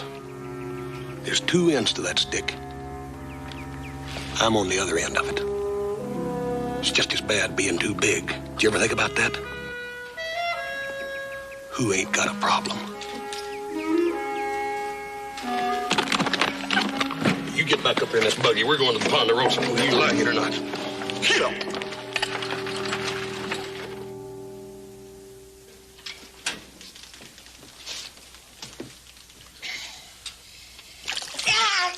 What are you trying to do, scald me? Sit down. That water's supposed to be hot, and that's the way I'm going to keep it. Put your hands in it. Hot enough now you can stew a chicken in it. Oh, morning, Hans. Oh, McGee. Yeah, let's have a look at those. Yeah, they're coming along pretty good. Put them back in now. You know what you ought to do? You ought to exercise them. Open and close, open and close. That way you get the muscles back to normal again. You're a very lucky young fella. You know that? You could have had the bones in both those hands broken. I'll be lucky if I don't break his head when I get... Oh, come on, now, that's no way to talk. Paul's right, McGee. Sure, he's right. You can say that. Nobody stepped on your hands. Oh, it's a couple of business things I have to discuss with you. Come in as soon as you can, huh? Yes, sir. I'll be right in, Paul.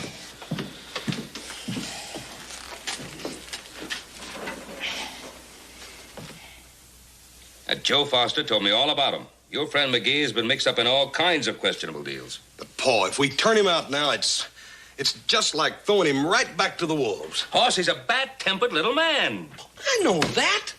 But the reason he's a bad-tempered little man is because he's got a chip on his shoulder, because of his size. Paul, do you remember something? When I was a young'un, and all the other kids in school used to tease me about my size, and I'd get so dadgum mad I'd want to break all their necks, and you'd tell me, say, son, you got to learn to live with what you are. Do you remember that, Paul? Yes, I remember. All right. That's what I've got to do for this man, Paul. I've got to teach him that. Paul, all I'm asking is that you help me get him a decent job in Virginia City. That's all. Oh, all right. I'll do what I can. Thank you, Paul.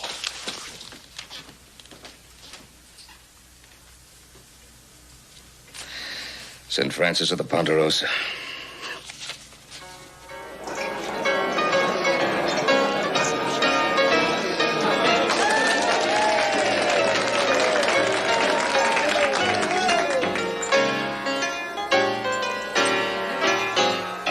I've worked in towns from east to west. They said Virginia City ought to please me best. It's true what they told me. I guess I'll stick around. My urge to roam is in the past. I came from San Francisco, but I'm home at last. Your smiles really sold me. I guess I'll stick around. There is one other part of my plan I want to solve if I can. I long for a man who'll volunteer. Anyone here? It won't take much to fill the bill. Hoss, I don't think it's gonna work. If they recognize me, they'll throw me out. Come on here now, little buddy, you're with me. If anybody in there starts any kind of yapping that's gonna cause trouble, I'm gonna stick that right down their throat. Now you're getting feisty. No, I ain't. Look, I'm just gonna introduce you to the most important people. And you're gonna be Mr. McGee, plain and simple. You understand that? Anybody starts asking any questions, just don't pay them no mind, you hear? And remember this. Salter, don't strut. And no matter what anybody says, keep smiling. Keep a smile on your face. Now, come on, give me a big smile. Yeah, hey, let's go. That's it. Come on.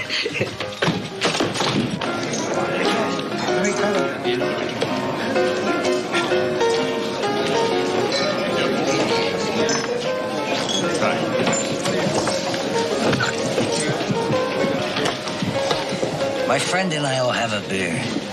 Yeah. Now, that's good, little buddy. You're doing real good.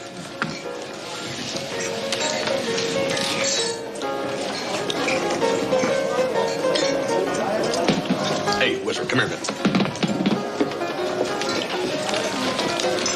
Back over here at this front table, you see the man in the black hat with the big cigar? Yeah. That's the postmaster, very important man. See the old man standing there talking to him? He owns the Frontier House, the second best hotel in town. Now, they're both good men to know. Now, come on over here a minute. You see this old man sitting back here by himself? That's old Mashburn. Now, he's a nice old man. He's a little deaf. So when I introduce you to him, speak right up, you hear? What's that you say? I said... Come on. Mr. Mashburn, this here is Mr. McGee. Oh, hello there, Hoss. Who's the young fellow with you? I say, this here is Mr. McGee. Oh, yeah, Mr. McGee. Hiya there, Sonny. Yeah, don't pay him no mind. He's a nice old man. He's just a little deaf, that's all. Howdy, Mr. Mashburn. What's that you say, son? I said howdy. Oh, yeah. Sit down. Come on. Well, thank you. Thank you, Mr. Mashburn.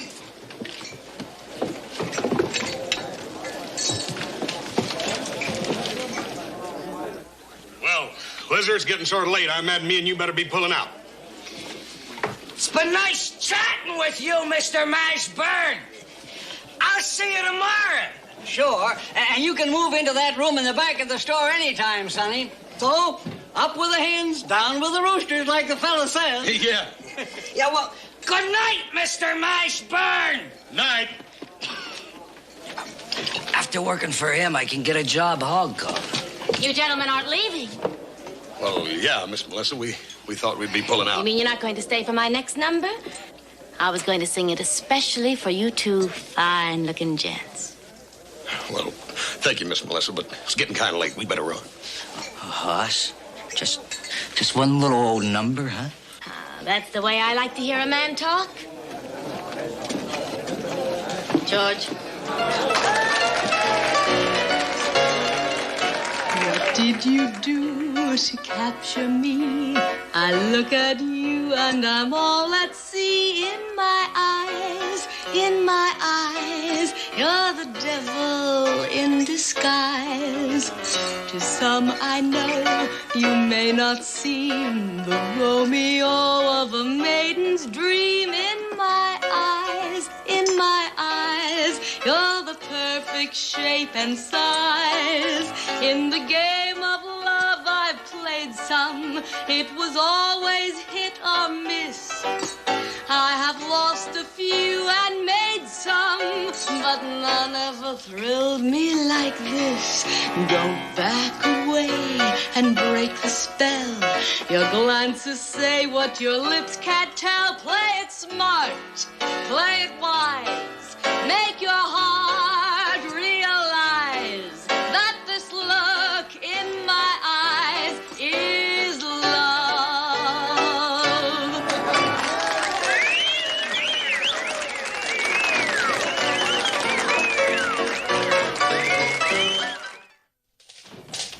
Morning, Miss Mashburn. 5/8 slug nuts, 5/8 bolts. Nuts, bolts, Wait a bolts. minute. It's no 5/8. It's a half inch. What are you doing, chugging up on me? Now, don't you get feisty with me. How's it going so far? How's it going? I sold $1.40's worth so far today. Hey, you want to see my quarters? Come on, follow me.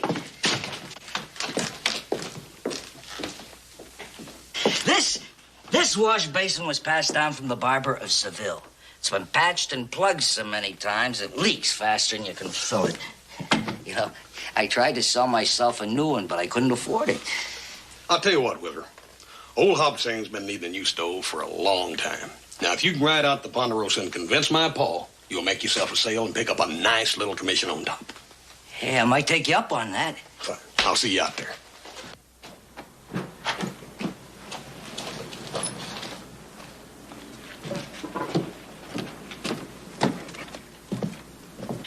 Real handy place to have a bank. If a fella had any money to put in it.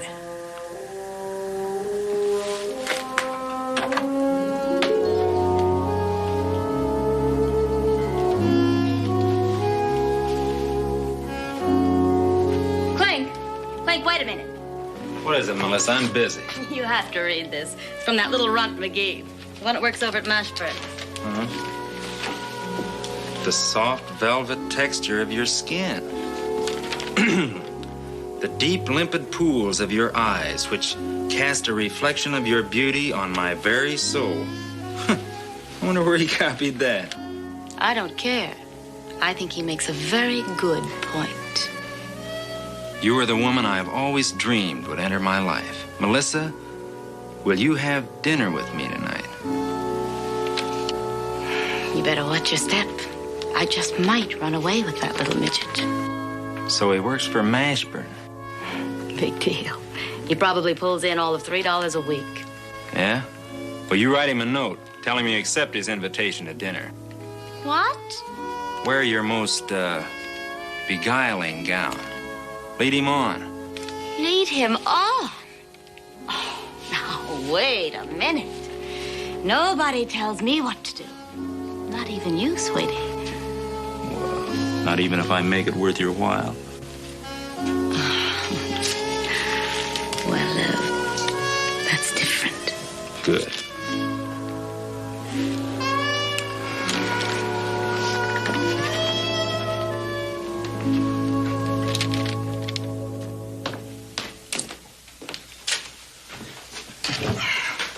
Gentlemen, I think I found a way to solve our financial problems.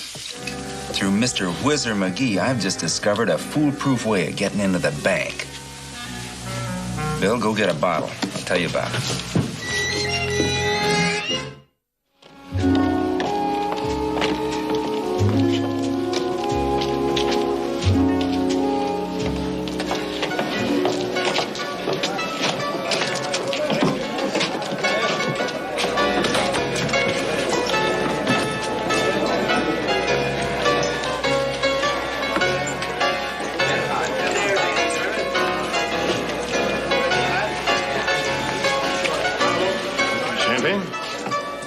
Afford a bottle of champagne? The best in the house. For you. Melissa? Well, now that I got you here alone, there's something I want to talk to you about. I think I've heard this before, but what's your version?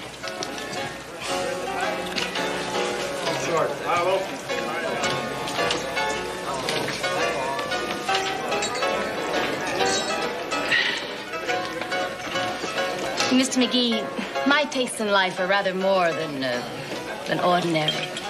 The man I choose must have means. To be quite blunt, it would take a lot of money to tempt me into marriage. I'll have money, Melissa. I promise you. When? 2 years from now, maybe 5, 10? I want money while I'm still young enough to count it. Well, I expect to inherit a large sum of money. Any day now. Really? Oh, you mean you have rich relatives? When I do, I'll make you the belle of Virginia City. I'll buy all the latest fashions. I'll sprinkle gold dust in your hair. Melissa? Mr. McGee, You fascinate me. But right now, I've got to get ready for my number. When I come back, we'll talk some more about your rich relatives. Hmm?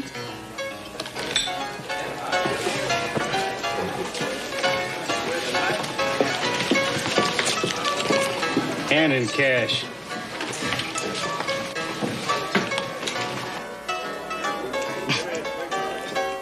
You know, been meaning to speak to you.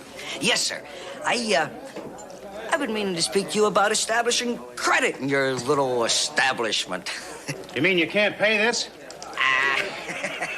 I'm temporarily short of funds this week. However, by next week, I'll be able Next week, nothing. I ought to know better, you little chiseler. I ought to squeeze you 2 feet shorter than you are. Hey, what's going on? This little runt's trying to stick me with this big check. I wouldn't worry about that.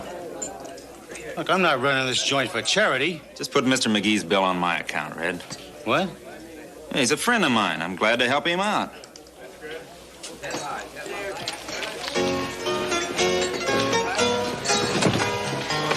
I don't understand. Oh, I know how it is to be temporarily short of funds, so just count on me for any credit you need. But right now, let's have a little drink. Bernie? Deal me out of this one, boys.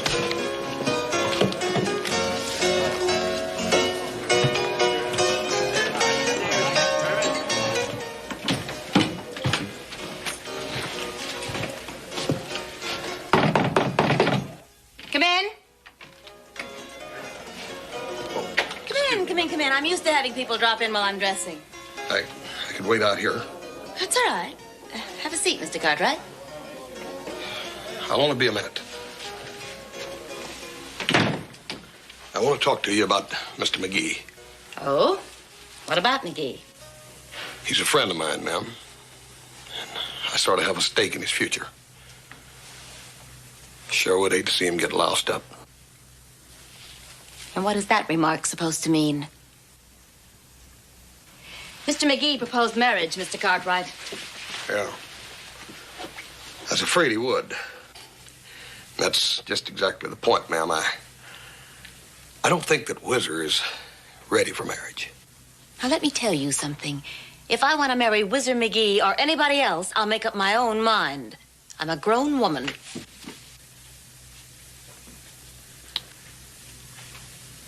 Yes'm. You sure are that all right. As a matter of fact, I may seriously consider Mr. McGee's proposal as soon as he comes into his inheritance. His inheritance? What inheritance? Mr. McGee happens to have some very rich relatives. We were discussing them at dinner. Ma'am, Whizzer McGee is an orphan. What? He don't even know who his relatives are. As a matter of fact, he don't even know what his real name is. He just picked McGee from some Pharaoh dealer he once knew or something. Why, that dirty, lying little squirt. Well, thank you for the talk, ma'am. Men. I'll just never learn. Good night.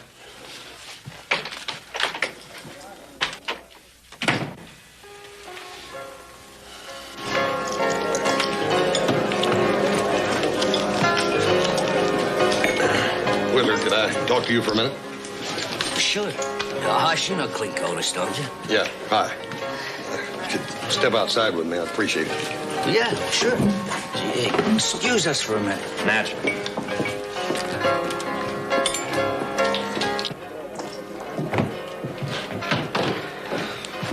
Look, Whizzer, I don't want to seem like I'm preaching no sermons to you or nothing, but I don't like the company you're keeping.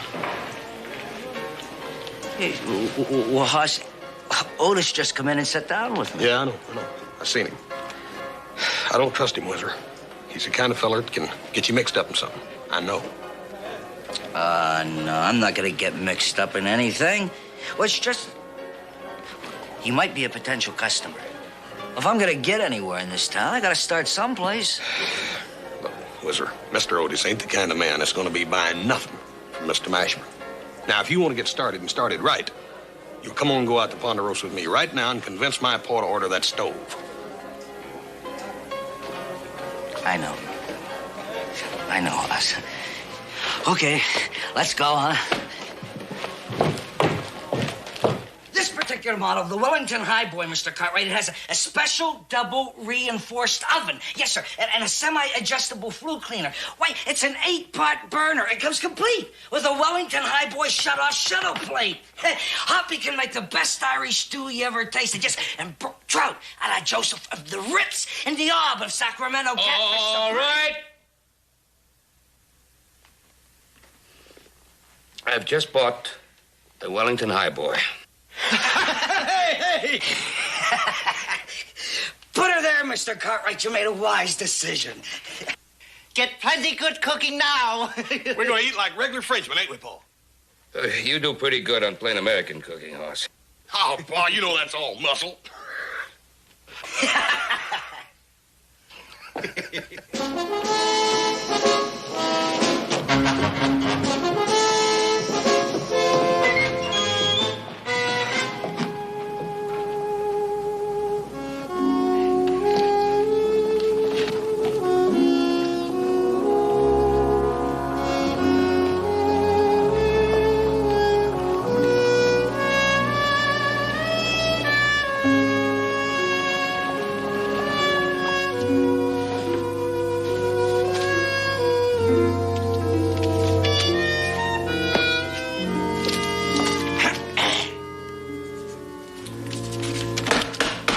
Come in.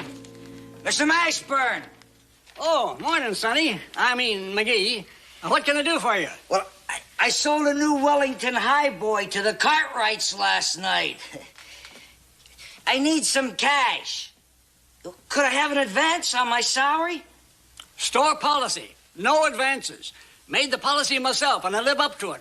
Right to the letter. Yeah, I know, but... A rule is a rule, and that's that. Oh, by the way, McGee, better make some arrangements to get that stove out to the Cartwrights.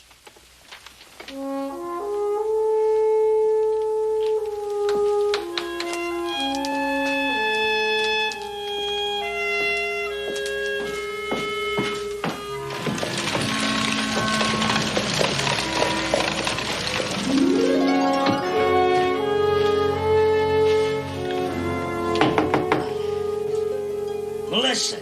Who's there? It's me, McGee.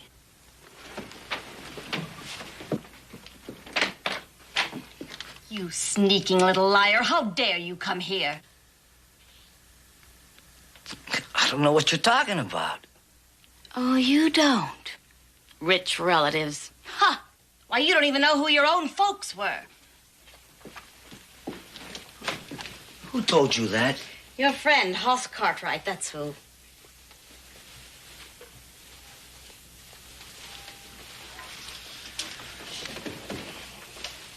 Well, I never said I had rich relatives. I just said I'd have money someday, and I will. Sure you will. Melissa, have dinner with me tonight, huh? Let me explain. How you gonna pay Big Red? Words? Don't worry about that. Just say you'll have dinner with me. Listen, Mr. McGee, I work here, so I'll be here. Other than that, just remember what I said. The men in my life are spelled M-O-N-E-Y.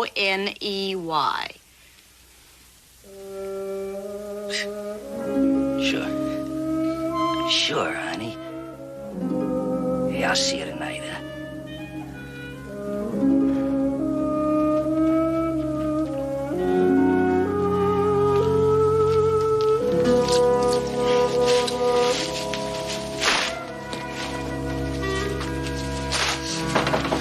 Yeah, come in.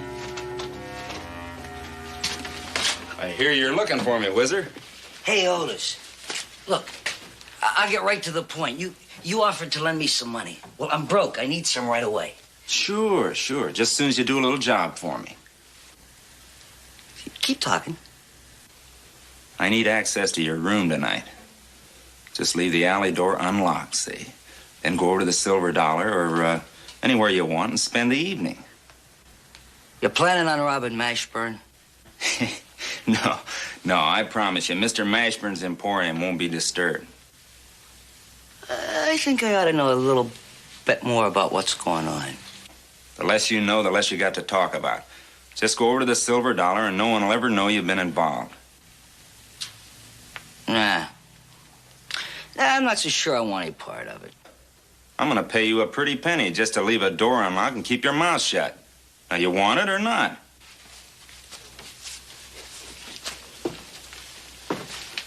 Hey, wait a minute. When do I get my money? Come on over at the Silver Dollar anytime. One thing. Keep your mouth shut, or you'd be a dead little squirt instead of a live one.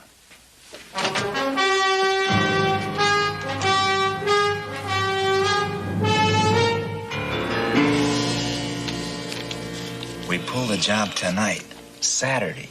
That gives us all day Sunday for the wagon to head for Sacramento. By the time they open the bank Monday, they'll never trace it. And then we join the posse to make sure they don't. What if McGee gets wise we're using his room to get through to the bank? The only thing McGee's interested in is Melissa. And I've seen to it that he's got the money and the opportunity to pursue his hobby. What a sucker. Yeah, he's a 5-foot man with 6-foot ideas.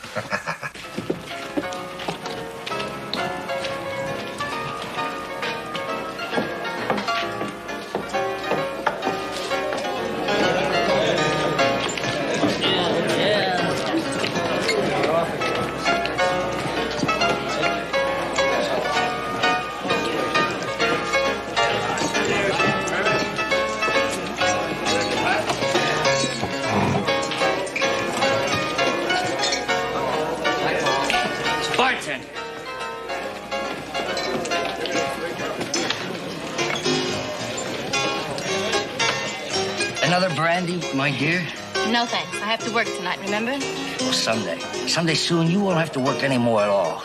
You'll have other people working for you. Now, let's not start that inheritance business again. But I'm telling you the truth. I will have money someday.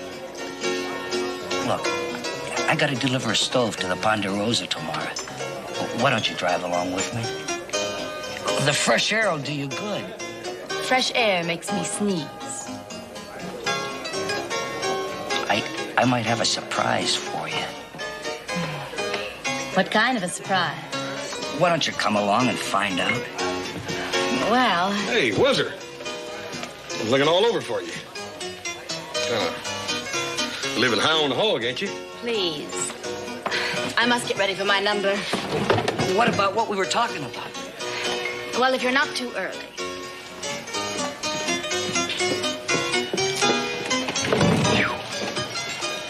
What's all that about, Whizzer? Whatever's between me and my lady friend is none of your business. And I wish you'd kindly remember that. Your lady friend? That's what I said. Pretty expensive-looking victuals. Keep eating like this, and that commission from that stove ain't gonna last you 2 nights, little buddy. Don't you little buddy me. You double-crossing. Hey, what's got into you? What's got into me? You. You're going behind my back to Melissa. You're trying to break us up. Oh, sit down, Whizzer. Melissa don't care nothing about you. She don't care nothing about nobody unless they got money. Meaning I'll never have any, huh? I didn't say that. 5, 10 years? 5, 10 years? Wait a minute. Where are you going? None of your business. Just because you done me a favor once, well, that doesn't mean you can run my life.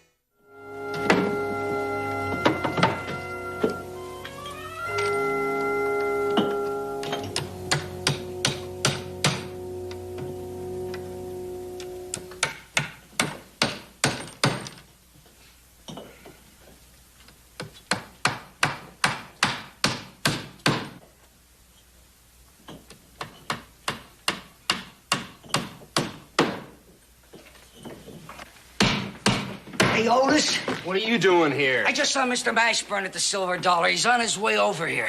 Yeah, well, get in my room till I get rid of him.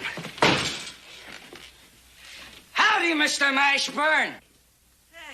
McGee, now what are you doing here, huh? I just come over to check out that inventory, Mr. Mashburn. That's right smart of you, young feller. Yes, sir, but it's all taken care of now, Mr. Mashburn. Why don't you go home and get a good night's sleep? Yeah, well, I might just do that, young feller. Good night, McGee. Yes, well, good night, Mr. Mashburn. I said good night. Good night, McGee. He's gone. Yeah, thanks. Okay, let's get this crate out of here.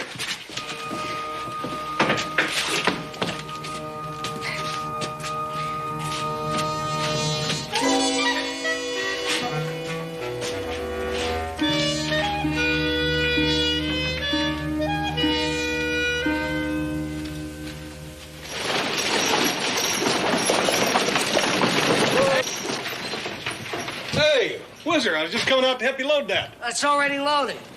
I figure I'm gonna be a big merchant in 5 or 10 years. I gotta give the customers some service.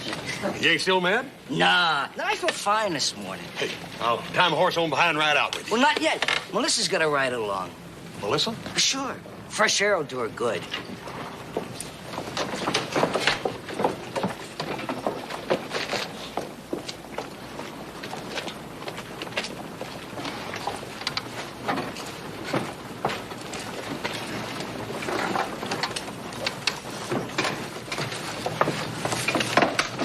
Here, Whizzer. I'll drive. Get up. Mike, what are you doing here? You're supposed to be with the wagon. I got news for you. The wagon tipped over in a creek bed. One of the crates popped open. All that was in it was nuts and bolts. Nuts and bolts? Somebody pulled a switch. Mm-hmm. Guess who? Yeah, and we fell for it. When that little runt told us that old man Mashburn was coming to check the inventory. That's when he made this switch, the dirty little rat. Come on, I bet I know what happened to our money.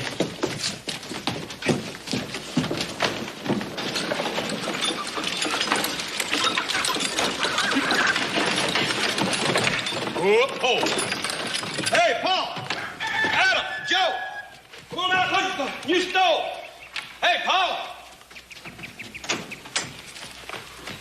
I've seen only one here. They all come back after sundown.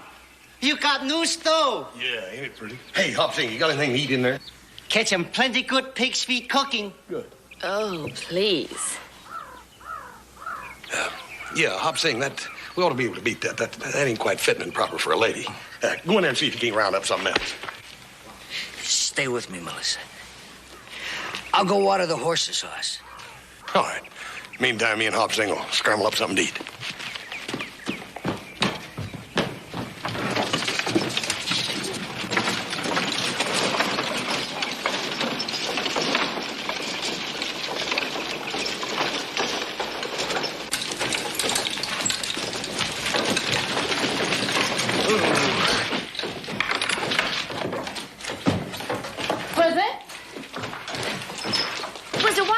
Us up in here. Now remember, I outweigh you by 20 pounds. Shh. Close your eyes. Close my... Yeah, close them.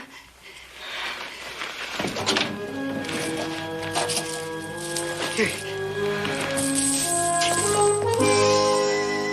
Where'd you get all this? You rob a bank?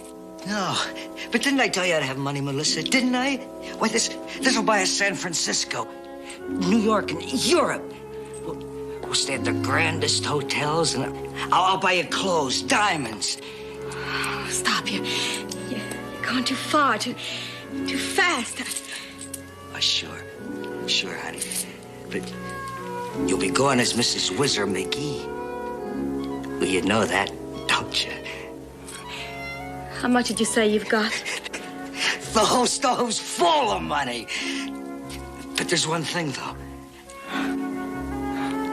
Sure, there always is. No, I want us to leave from here, not go back to town. And leave all my things? I'll get you better things. 10 times better. I'll unload the money. You go in and entertain Hoss, huh?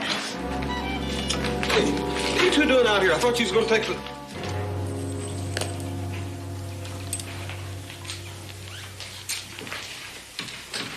Where'd you get that, Whizzer? He inherited it.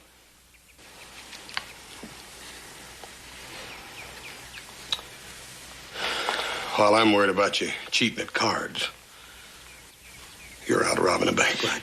No, I did no such of a thing. Where'd you get it?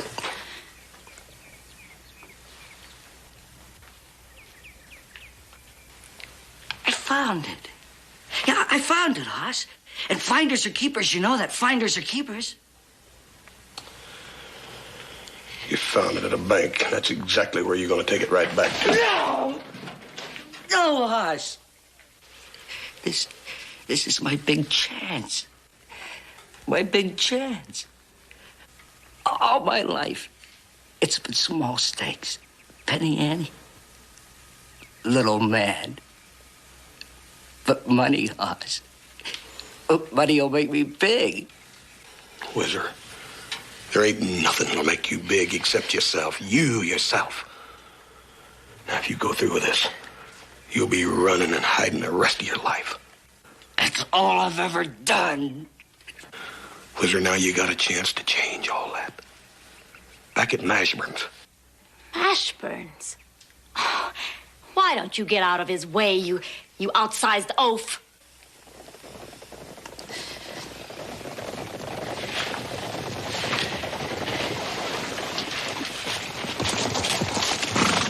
Where's that runt McGee?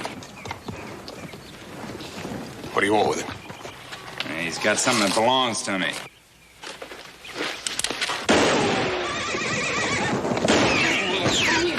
What'd you do that?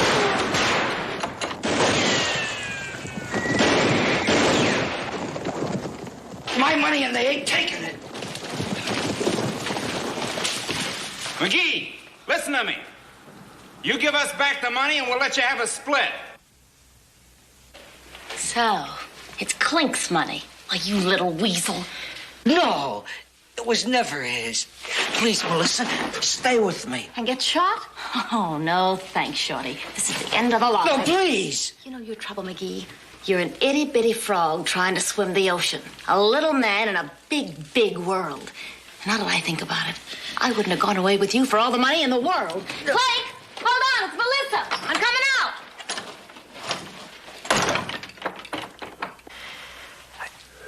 I know it was just the money. I could get 3, 4 of her. Any place. Whizzer, come on. We can't hold him off with one gun. Let's go through this back door to the house and get a rifle. Cartwright, just take it easy and nobody get hurt. Otis, Whizzer ain't taking that money. It's going back to the bank. It's going with me. I don't care if I have to kill both of you. Well, I reckon that's what you're going to have to do. Stop! Drop your gun. This gun shoot very wide.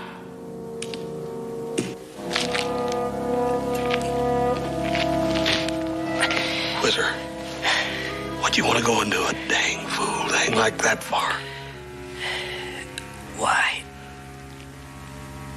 Because you're the only friend I ever had, Hoss.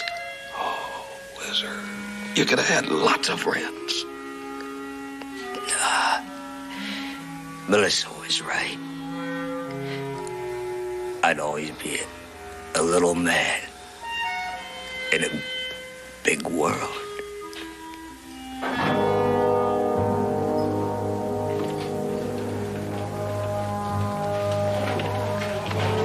Clink. He's dead.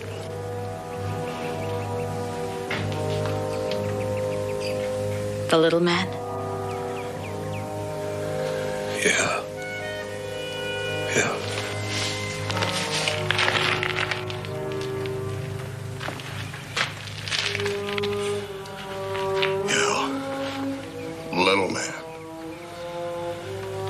You got any other names you'd like to call him? Like Runt, Weasel, Shorty, Half Pint. You got any other names? That's what he was, wasn't he? A little man. A little man. To you and the rest, but not to me.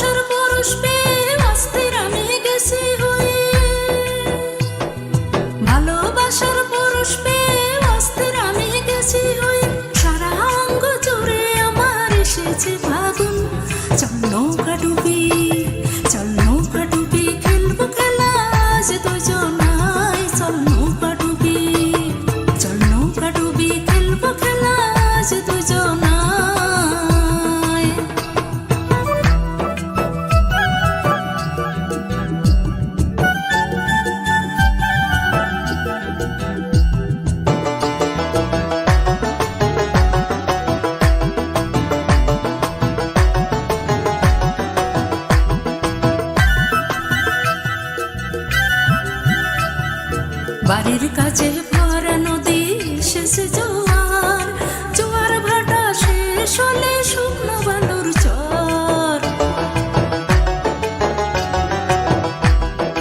বাড়ির কাছে ভরা নদী শেষে জোয়ার জোয়ার ভাটা শেষ হলে শুকনো বালুর চর ঢেউয়ের তালে তুলতে চলে আমার নাই চর চল নৌকা ডুবি চল নৌকা ডুবি খেলবো খেলা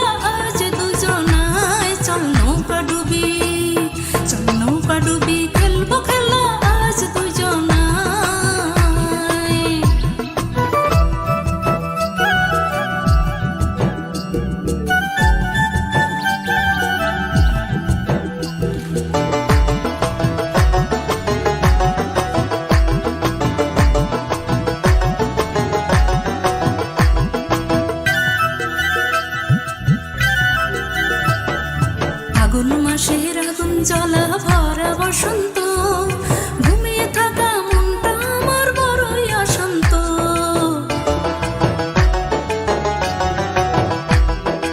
আগুন মাসের আগুন জ্বলা ভরা বসন্ত